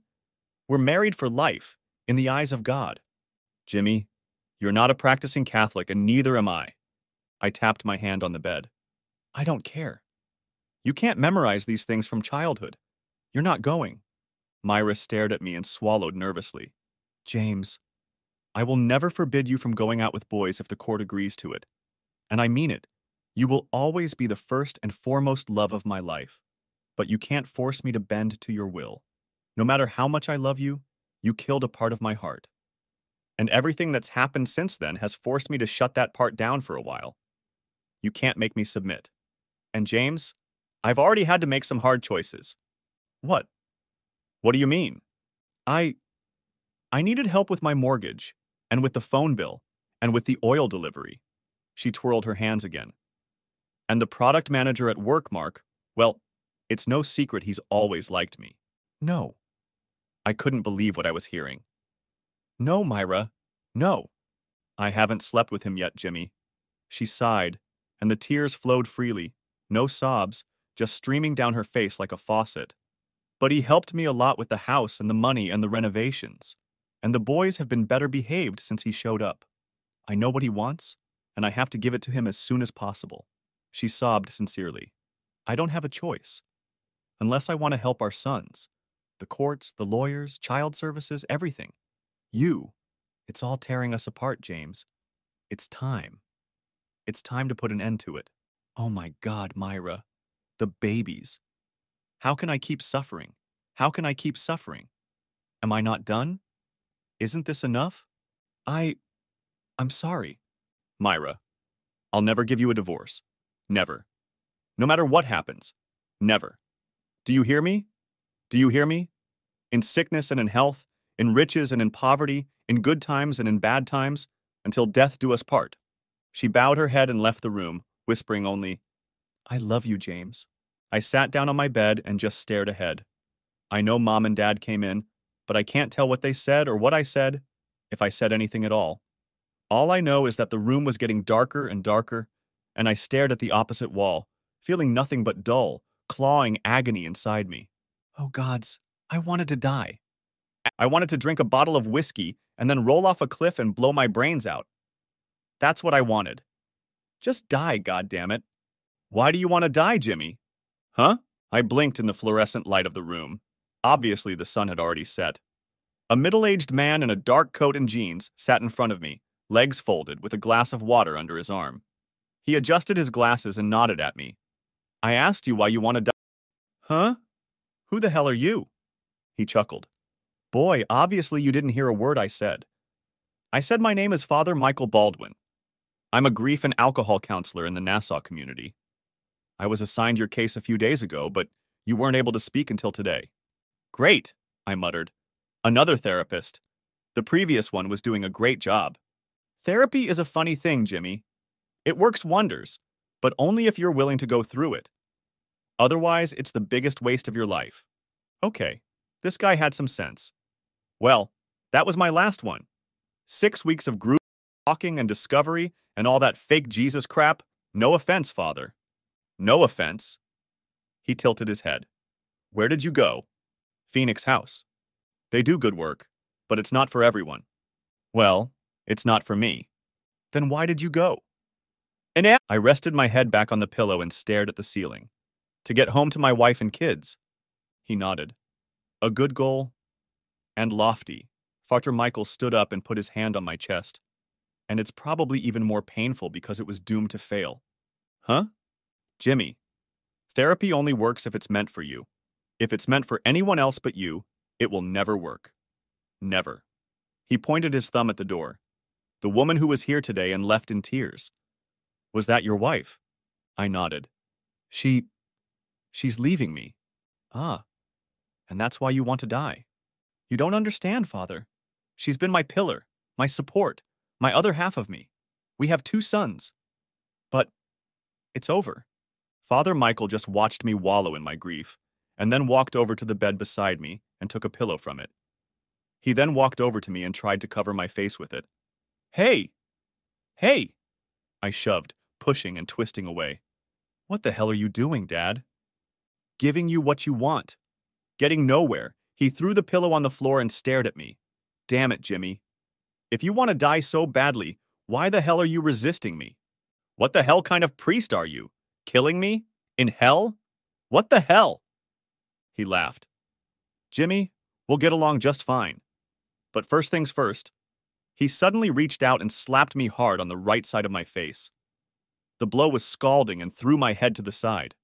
When I straightened up to give him another slap, his opposite hand flew up and slapped me again on the left side. That was so you'd pay attention to me. His eyes were cold as he hunched over. You're paying attention to me? I nodded silently. Good. Then listen carefully. I'm here for one reason. To make you well. I'll do whatever it takes to make you realize that there's not a single damned option in which you'd be better off dead. Never. All life is precious. Every life. He jabbed a finger at my chest. And if you ever want a chance to see your kids, your wife, and everyone who has loved you, loves you, or will love you for even a minute, it's because you want to be a better person. He pointed to the pillow he'd dropped. Because if you don't make the decision to want to be better for Jimmy, you might smother yourself. Father Michael hopped off my bed and headed for the door. We'll talk tomorrow, Jimmy. You're going to be released, and you're going to live with your parents. I already have an address, and I've told them in detail about your situation and what my therapy will include. They've agreed to help and will be another part of your equation and support system when I'm not around. I stared at him, still not believing this intense guy was a priest. You've thought this through, haven't you? He smiled. No, it's up to you. He waved his hand. I'll see you tomorrow. My release the next day was strange. A representative from the sheriff's department came over and handed me a copy of the separation judgment, a modified order of protection that only allowed phone calls by appointment, but no visits, thanks Nassau County Custody Department. Jerks, and a 4-month-old restraining order on Charles Barrington, who I had no idea about until I guessed he was the same poor bastard I'd nearly beaten to a pulp on New Year's Eve. Tough day for me. The nurses were very nice and helped me out of the hospital in my wheelchair to my parents' car. I hugged them both and thanked them for putting up with me, then got in the seat behind my dad, and we drove to their house. We drove in silence. No one was talking, and I was afraid to say anything, just letting my thoughts wander. When we stopped and Dad turned off the car, the silence became so thick you could cut it. Jimmy. Yes, Dad? I asked, wondering what was on his mind. Please don't fight with me. I'm in no condition to do that right now. I love you, son. Oh, shit. And, he continued, interrupting me, under no circumstances do I want you to die or kill yourself. Shit. Father Baldwin must have talked to them. My mom sat there crying quietly, and my dad blushed and looked embarrassed at this display of emotion. Listen, I'm not going to kill myself, okay? I'm Jimmy Skelly, the stubborn and indomitable son of Shane and Mary. I laughed to myself. Seriously, I'm not going anywhere. Damn, do I really believe what I'm saying? I'm dying inside from Myra's revelation, but I don't think it's consuming me. God, I hope not. We went into the house and the three of us walked around a bit while I cleaned out my old room, again, and went through an even smaller pile of stuff. Hey, Mom, I need someone to drive me to Tim's so I can get my car and my stuff. Jimmy, about that, Mom said, with a final intonation in her voice. You shouldn't be hanging out with Tim right now. What? I stopped on my way to the bathroom to look back at her. Why? Father Mike doesn't want you around people he calls triggers, and judging by the last 4 months, he thinks Tim is one of them. Shit, Mom. He's been my friend since 5th grade. Honey, Tim may be a good friend, but no friend is going to let you do to yourself what you did. Your father and I are going to go to his house, get your car, and pick up all the stuff you left there. Oh, Mike should be here soon, and then we'll leave so you both can start therapy. I washed my hands, rolled the scale out of the bathroom, tapped it on top to activate it, and then climbed on it. 313. What the hell? I got off them, shook the scales, and checked them to make sure everything was okay. Then I took off my jeans, tossed my shirt aside, and climbed back on the scales. 307. Holy shit, Jimmy. You're over 300 pounds. You've never been over 300 pounds. When the hell did you go over 300 pounds? How the hell did that happen? Hell, I thought about it and figured I'd gained 35 pounds or so since Christmas. 35 pounds in 4.5 months. I grabbed my stomach and shook it, horrified to find that there was a lot to grab onto. God damn me. Damn, I'm turning into a fat, drunken bastard. Jimmy! Mom called out. We're going out! We'll be right back! I heard the door close and walked out of the bathroom, holding my clothes in my free hand. Feeling depressed again, I wandered into the kitchen and rummaged through the fridge looking for something to eat and made sure there was nothing there to drink. There was nothing. There was a knock on the door, and I obediently went to it, greeting Michael's father with a blank hi, and come on in. He joined me in the kitchen, where he first asked for a glass of water and then motioned for me to sit with him. So, Jimmy, are you ready for your first day or the rest of your life? I shrugged. My thoughts were elsewhere. Sure, I replied, looking out the window. Okay, Jimmy. Spit it out. What's the matter? Nothing. He shook his head. It's not going to work that way. You're going to answer me, talk to me, and see this as your last chance at a normal life, or I'm going to walk away and you can find a less painful way to kill yourself other than alcohol poisoning. Now talk. I just found out I can't talk to Tim. Is this your friend, Tim Malix? I nodded. Jimmy, I'm sure Tim is a terrific friend in his own way, and I'd hate for you to think that you can't talk to him eventually and resume all the same antics that the two of you used to pull together. At this point, however, Tim is the trigger. He's one of those moments in your life that drives you to drink. He leaned back in his chair and continued. From my interviews and conversations, including with Mr. Malix and his mother, whose house you lived in, I can't think of a worse person to stay with during those months. He does drugs all the time, idolizes you and your drinking, and has no visible legal job.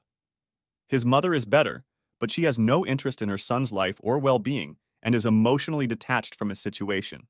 She works 2 jobs to keep a roof over her head for herself and her son and is rarely home during regular hours, 7 days a week, if at all. Jimmy, I promise you that if we do this for you, get you to the point where you're healthy and well-adjusted, you'll have no problem renewing your friendship with Mr. Malix and doing it the right way, not the destructive way. Okay? I nodded my head and went back to my conversation with Father Michael. Okay, I'm in. Let's get down to business, I said, with a sense of optimism. Great! Jimmy, you're a miserable alcoholic. Hey! I'm serious, he continued. You're a drunk. You're a drunk now and you'll always be an alcoholic, so you better get used to it. What kind of therapy is this? I exclaimed. You had to explain it to me slowly so I'd understand and all that other shit. I'm sorry, Father. No offense, he laughed. First of all, stop apologizing for swearing. It happens. I'm sorry, Father. I'm a recovering Irish Catholic. I can't help it, I offered with a smirk. I see. Secondly, you're looking at something that will happen much later. Right now, all we need to recognize is that you are an alcoholic. He pointed at me. See? That one there? You smirked when I said alcoholic. That's your biggest stumbling block. He sighed. James, The truth is, most alcoholics don't recognize themselves as such. They go through life blaming everyone and everything. They have a hard time accepting responsibility for their actions, and they think the world owes them something. The world owes you nothing. Nothing. No one serves you a drink. No one forces you to drink it, and no one does everything they can to affect your life and the lives of those around you with their drinking. It's done by you. Only you. I felt myself getting more upset the more he talked. I hadn't seen my boys in months. Myra was leaving me. I couldn't communicate with my oldest friend because he was a bad influence on me. I was 35 pounds overweight. I didn't have a job and had no idea what I had in my bank account. I had just spent 3 days in the hospital, and as far as I knew, I had no health insurance. And now he was telling me I was a drunk, and it was my own fault. My own. No one else's. Was it true? My heart screamed, demanding an answer, but I'd ignored it for so long. Lived so long knowing it wasn't my fault and I was in control. Me, Jimmy Skelly, inflexible and indestructible. I was in control. I could stop when I wanted to. Damn it, Jimmy. How many times have you said those words over the years? Hell, how many times have you said those words in the last few months with Myra? Hundreds? What about yourself? Thousands? But you couldn't you? You can't fix it, you can't control it. And the more you try, the worse it gets. Shit. Father Mike and I talked every day that week, and every day I came to the horrible realization that my drinking was my problem. Mine. And I was an alcoholic. I had alienated my wife, I had alienated my parents, and I took full responsibility for turning my life into the unmanageable mess it was today. On Friday, he invited me to St. William Abbot Catholic Church for my first AA meeting, and that's when I said to him, "I'm not going to be forced back into Catholicism, am I?" He laughed. "No, Jimmy. Some people think AA is a religious experience, but it really isn't. It's what you get out of therapy. So you can go over there and just meet and feel things out, and then we'll meet on Monday next week. Do you want me to drive?" I haven't driven my little girl in a long time. I can't even remember when exactly. I know she was dirty, messy, and in need of repair and refinishing, but I couldn't bring myself to leave the house, existing only in the kitchen, living room, and bedroom. There was no way I could drive. "Yeah. Do you mind?" "Not at all. I'll be back around 6:30 to pick you up." I hardly ate anything at dinner that night, my nervousness and constant trips to the bathroom driving my dad crazy. Shortly afterward, Father Mike picked me up and we drove to church in silence. It wasn't a bad church as far as churches go. White, with a steeple, a handful of people hanging around outside, smoking cigarettes and bickering in small groups. I got out of the car, adjusted my shirt. I didn't like how tight it was around my chest, and headed for the front door. Several people nodded in our direction, a few of them greeting Michael's dad by name. It surprised the hell out of me, but none of these people looked drunk. Really, none of them looked drunk. Hell, she looked like a football mom. That one could have been a goddamn accountant, and those two over there were probably playing basketball. Okay, that broad was a wreck, had too many tattoos, and looked like a freak. But damn, they looked like regular people. Eventually, someone came out and said, "There's a bunch of Bill W.'s friends gathering here if anyone's interested." I watched as most of the bums stomped in and started to go inside. I guessed Bill W. was code or some shit. Hell, is there a book on this shit I should have known before entering? Screw it! I joined the passers-by, ignoring the sweat that protruded on my palms. Luckily, we didn't enter the church part of the temple, but some sort of meeting hall off to the side. There were about 40 of us here, and there was room for 20 more if necessary. There was a heavy-set older man standing in front. He called the assembly to order, and everyone said hello. I wasn't going to say anything, just watched and followed what was going on, trying not to feel too damn scared. Courage, Jimmy. Courage. The AA meeting was an eye-opener for me. It was similar to the one I attended at Phoenix House, but maybe it was my changed mindset or something else, but it just resonated with me. I felt like I was part of the experience. Several people read part of the 12 traditions, a summary of the essence of AA. Then the speaker asked if anyone new was here, and Father Mike, who was sitting up front, turned around in his chair and looked right at me. Damn. Stand up. Stand up. Just do it. The crowd waited, looking around, some of them looking at me. I put my hands on my knees and forced myself to stand up. Me. I am. Great. Welcome. What's your name? Jimmy? Jimmy Skelly? Hi, Jimmy. The whole group greeted me in one voice. I felt my face turn red. The speaker reached out to me with his hand palm up. Would you like to tell us something about yourself, Jimmy? Yes. Too soon for me. Not right now. Some other time. Yeah, another time, Jimmy. No problem, he said with a smile, and I sat back down. Anyway, welcome. That was the end of my time in the spotlight. I didn't get burned or faint or subjected to ridicule or anything. I just said hello and felt welcome. And that was the key moment for me. I was welcomed into a room full of people who looked normal and acted normal, but every single one of them had been where I was at some point. A broken life, a bloody mess, and now, on the road to a better one. I listened to the conversations of people walking through the hall and just marveled at the shit they had been through and what their families had been through. One guy left home 3 years ago to go on a binge and somehow came back from the brink 5 months ago. That woman over there drove her car into her own living room. They each had their own pile of shit, and they were still digging through it. But that was the point. They did it every day. Every day they made the decision not to drink. They would wake up, go about their business, and at some point say, I'm not going to drink today. And they did that and lived that way. At the end, they passed around a box for people to drop whatever they could into it, and I felt like nothing because I only had 68 cents in change. The tired blonde in the next seat assured me that any change would be appreciated and that I should only give if I could afford it. Farter Mike personally escorted me to the speaker, who thanked me for coming and handed me a white poker chip, asking if I wanted to come back. Yes, I replied, surprised at my own answer. And that was my beginning. Every day I talked to my mom and dad, trying to make sense of my life and get a grip on reality. Farter Michael would often come and talk to me on the phone if he couldn't make it, giving me support I didn't even realize I needed.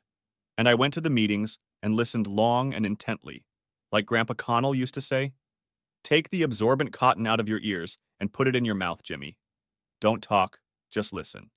The second week of my sobriety threatened to break my apple cart as I began to evaluate my life and the big hole I had dug for myself. The CPS staff came to the house and interviewed me, wanting to make sure I was going through some kind of program and making progress. Father Mike was there along with my mom and dad, and they were my staunchest supporters, keeping this socially active bitch at bay and mirroring her snide comments and judgmental attitude. Shit like, the kids shouldn't be exposed to negative influences right now. And it's in our best interest to keep the father away from the kids because he hasn't proven he's capable of reasonable and mature responsibility yet. To hell with you, asshole. At this point, my father surprised me. Look, he said irritably. My wife and I don't mind meeting the boys. They come here all the time.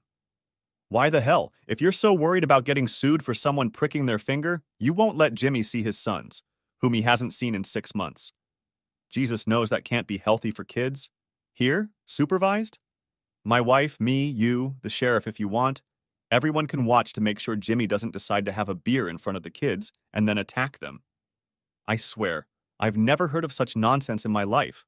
He's their father, and let me tell you, he may have had some damn problems lately, but he loves his kids very much, and you're hurting them by continuing this farce.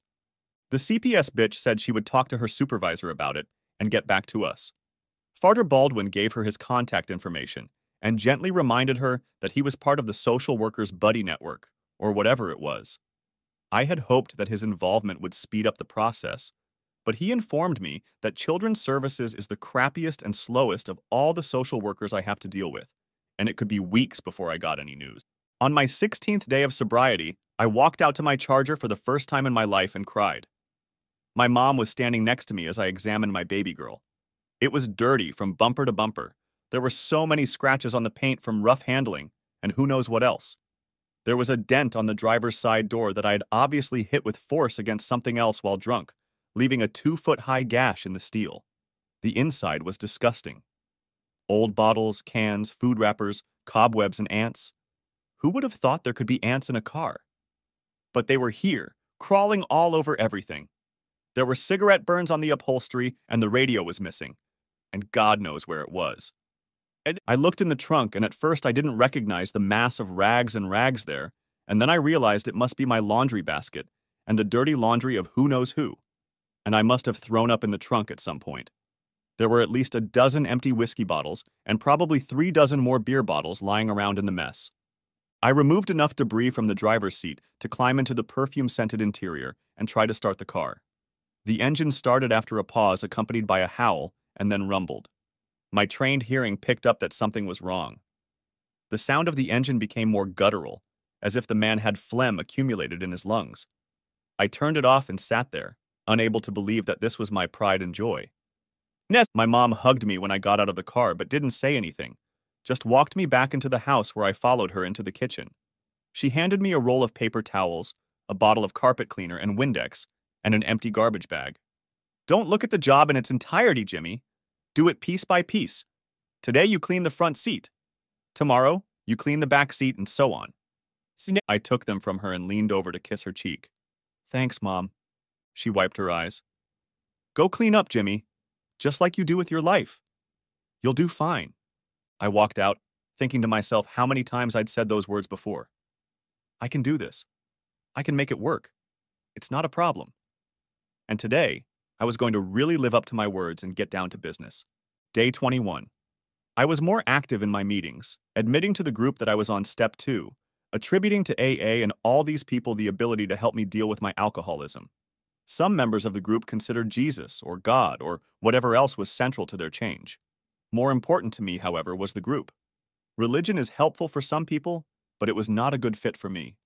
A few days later, I received a bill from the hospital for my stay. $24,475. I laughed. A real deep laugh like I hadn't remembered in a long time. I showed it to my dad and he frowned. What the hell, Jimmy? Are you having open heart surgery in there? I shrugged, picked up a rock from the walkway, and held it out to him. What do you want me to do with it? He asked. It's mine, Daddy. Squeeze it for me, and the blood that comes out, we'll send it to them. The second week of May was another milestone for me. About 30 days sober. AA gave me a red chip.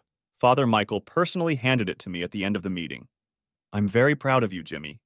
It's been a hard road for you, and you have more to go, but you're doing a great job, and I'm glad to be a part of it. I thanked him for his support, and while we were talking, a guy in his 30s slowly approached us. Hey, Jimmy, he called out, extending his hand for a shake. Congrats on 30 days, man. Thanks, I replied, not knowing who he was, but he seemed vaguely familiar. One day at a time, you know. He laughed. Sure. He smirked, looking me straight in the eye. You don't remember me, do you? Sorry, buddy. I wish I did, but I can't connect the name to your face. Tom? Tom Maldevs? From Maldevs Construction? I snapped my fingers. Oh, shit. Sorry, kid. It's been a while. How's it going with you? Still shopping in Florence? Business is good. The season is picking up. And yes, I'm still shopping there. He looked at Michael's father. I see you're traveling to meetings by car. Do you still have that charger? Yes. It's not running right now, but I'm slowly working on it. Hopefully it will be running soon. Why do you ask? Well, I'm looking for laborers for my crew. Nothing fancy, $16 an hour. And I remember you used to work as a longshoreman. He pointed to the disintegrating group coming out of the church. I know what you're going through. I've been sober for 5 years. I don't come often, maybe once a month or so, just to freshen up. And I've seen you there, and it's obvious to me that you're making an effort. So, are you interested? No shit. Yes. I took his hand and shook it firmly up and down. Oh my God. When am I going to start? What can I do? I really need a job. Calm down. It's okay. Monday after Mother's Day, can you make it to the Home Depot on Hempstead Turnpike by 7 in the morning? If I have to grow flippers and swim there, I'll get there. Terrific. If you're there, I'll pick you up and you can consider yourself hired. Take your lunch and a jug of water with you. He paused. Oh, and count on the job. I grinned and shook his hand one last time. No problem, Tom. I won't let you down. He tapped a red chip on my hand and walked away with a smile. On the home front, the bills from the hospital continued to mount, topping $29,000 by this point. And the radiologists, psychologists, doctors, and other specialists were adding their pennies to the amount of unpaid bills. I received a new notice from the court about the child support arrears, which had already exceeded $2,000 and continued to grow, not counting interest, fines, and more. And child services still wouldn't let me see my sons. The social worker told Far Mike that this is an internal discussion that they are taking seriously at this point. Nonsense, of course. On Mother's Day, my dad and I took my mom out for brunch, where we ate in quiet company, happy to be with each other. At the end of the meal, I asked if they were going to visit Myra. Mom looked at Dad and replied, "Yes, Jimmy. We were going to stop by to see her later today." I pulled a large envelope out of my pocket and handed it to her. "Can you give this to her for me?" And she looked at it and saw my wife's name written on the front with a magic marker. "What is it?" I sighed. "It's some sort of apology. I can't write, and God knows my grades in school prove it." "Well, isn't that the goddamn truth?" Dad volunteered, and the crooked smile on his lips took away all the poignancy of his remark. Mom playfully clapped him on the shoulder and gestured for me to continue. "Anyway, this is what I had to do for AA. It's a list of every single thing I've done that I can remember. Every time I lied to her, every time I hid my drinking, and every time I let her down. I just wanted to let her know that a lot of our problems were my fault. Mine. And that I'm taking responsibility and trying to fix myself." "Oh, Jimmy." Fresh tears stood in Mom's eyes. "I know this won't fix anything, but I want her to know that I'm here. I love her. And even though I haven't seen her and Jay in so long, she's still their mom, and I'm so grateful for what we've done for them." She put the envelope in her bag. "I'll make sure she gets it, son." Monday morning, I woke up at 5:30, made 2 sandwiches, loaded the small cooler bag with lunch and a big bottle of water, and pulled my old bike out of the barn. I put air in the tires, dripped some oil on the chain, and got on, riding toward Hempstead Turnpike. 45 pain-filled, agonizing minutes later, I stopped in front of the Home Depot store and got off the bike on shaky legs. Oh gods, my knees, my hips, my ankles hurt. Staggering, I walked inside and asked the clerk if I could leave my bike against the wall for a few minutes. After getting permission, I walked to the nearest cash register and bought 2 small packs of Advil and a cheap bottle of water. I popped 4 aspirin tablets and waited outside for my heart to settle and my muscles to relax. Tom Meldis pulled up a little before 7 in his big white and black truck, 3 other guys already sitting inside and riding in the back. "Hey, Jimmy. Good to see you." "Thanks, Tom." I shook his hand gratefully. "Thanks for the chance." "No problem. This is Hector, my number 2. And this is Juan and Saul." I silently shook hands with the rest of the guys. "Is that your bike?"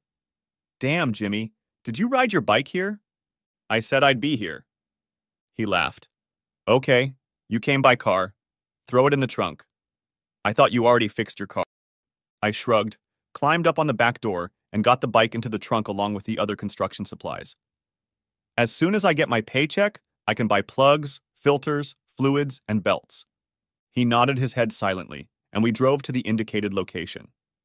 It was an attic, partially second floor, and it was obvious they had been working here for days. My job consisted of a lot of running around, hauling lumber, getting tools, and lots of cleaning. And on that first day, I learned a lot of things. Like how much I don't know about construction. Like how out of shape I was. How hard the other guys on the crew worked, and how I had to bust my ass to keep up with them. At 4:30, Tom announced that the job was over, and we all climbed into the truck to take us back to Hempstead. I was dreading the bike ride home, thinking I would call my mom and hope she would pick me up. Tom dropped off 3 other guys, giving 2 of them cash from his pocket for their labors today. He asked for my address, and I told him he didn't have to take me home. Nonsense. "You did it today, Jimmy. The least I can do is drive you home." I gave him the address, and we drove the rest of the way in delirium. When we stopped at my parents' house, he helped me get my bike down and reached into his pocket. He pulled out 4 $50 bills and held them out to me. "Listen to me, Jimmy. This is an advance, not a gift, but an advance on your paycheck. Use them to start your car and fill it up with gas until Wednesday. I don't want you half dead because you rode your bike to work." "Tom, really, thanks. I won't let you down." "Didn't think you would." He started the truck. "I'll see you tomorrow, Jimmy." So that night I worked on my baby until it was time for the meeting, and then came home and worked on it some more until it was too dark to do anything. Tuesday was a repeat of Monday. My dad was outside with me, helping me put the last of the spark plugs in. "Okay, Jimmy," he said, wiping his hands clean of grease. Start this piece of shit up and try to move it out of my driveway. I smiled, put the key in the ignition, and turned it. The Charger started and sounded much smoother than last time. I increased the revs and heard the engine roar briefly before it started. Loud, growling, alarming. It sounded just the way I wanted it to. All right, Pops. Sounds good. He shrugged, closing the hood. What a load of crap. Back in my day, everyone knew how to fix a car. Now there's so much computer crap under the hood, you can't do anything without a manual. He patted me on the shoulder. But yeah, Jimmy, it sounds great. Feels good, doesn't it? Putting the pieces of your life together? Yes, Dad. Yes. He gave me a gentle nudge, pushing me away from the driver's door. When I stepped back, he slid in front of me and got behind the wheel. Hey! I smiled.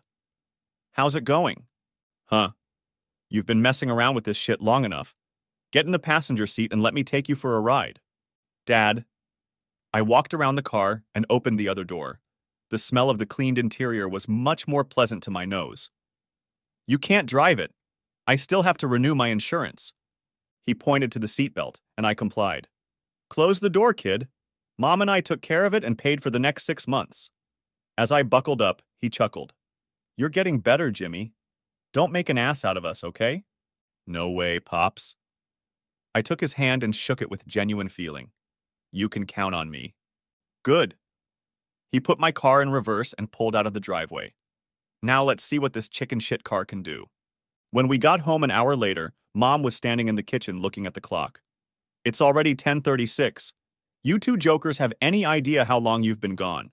Tell me next time you go for a walk. Where the hell have you been? Dad stretched deeply, then walked over to Mom and kissed her on the lips. Honey, I'm tired and I'm going to bed. He put his arm around her waist and pulled her behind him, adding, Oh, and we're going to talk about changing my car to something more manly. Good night, Jimmy. He tossed over his shoulder and waved his hand in the air, leading my mom into the bedroom. My life continued on in the same vein, getting better and better every day. There were small victories and small defeats along the way, but I was in control. I dictated what I wanted out of life, and it wasn't booze. On Monday, Memorial Day, a CPS worker showed up at my parents' house. Mom and Dad were putting together a little barbecue for the three of us, I thought. Then Dad Mike showed up, said a friendly hello to everyone, and headed over to the CPS worker to check her watch. What happened? Just as I was about to ask why they had come and if it was a surprise visit, I heard a thin voice from the side gate. Daddy? I turned and saw a little boy, tall for his age, about 6 years old, with red curly hair and wearing a blue and gray striped shirt. He was standing next to another boy, blonde and slightly younger, holding a tattered Florence Building Supply hat in his hand. They both waited, looking at me with hope, fear, and uncertainty. My boys. My sons. I dropped the plate of hot dogs on the lawn and fell to my knees as if someone had hit me in the back with a double team. I gasped in searing pain, clutching one hand to my chest, trying to stop the blurring of my vision and the roaring in my ears. I managed to wheeze out, John! Joel! Oh my God! Just then, 2 figures crashed into me, wrapping their arms around me with boyish screams and squeals of joy. I cried as I hugged my sons, tears streaming down their hair and onto my chin. Their scent inhaled my nose, and I noticed nothing but the watery vision of 2 boys clinging to me like drowning people. I couldn't breathe. The smell of metal was in my throat, and I sobbed over and over, hugging my 2 sons with feverish desire, pressing them to my chest as if I could merge my body with theirs. And the only thing the audience could make out in the gibberish my sons and I spoke to each other was the repeated and incessant exclamation, I love you. I missed you so much. I love you. The end. If you haven't watched the first part of this video, the link will be in the description. Thanks for watching, I hope you enjoyed it, so subscribe to my channel and watch the next video.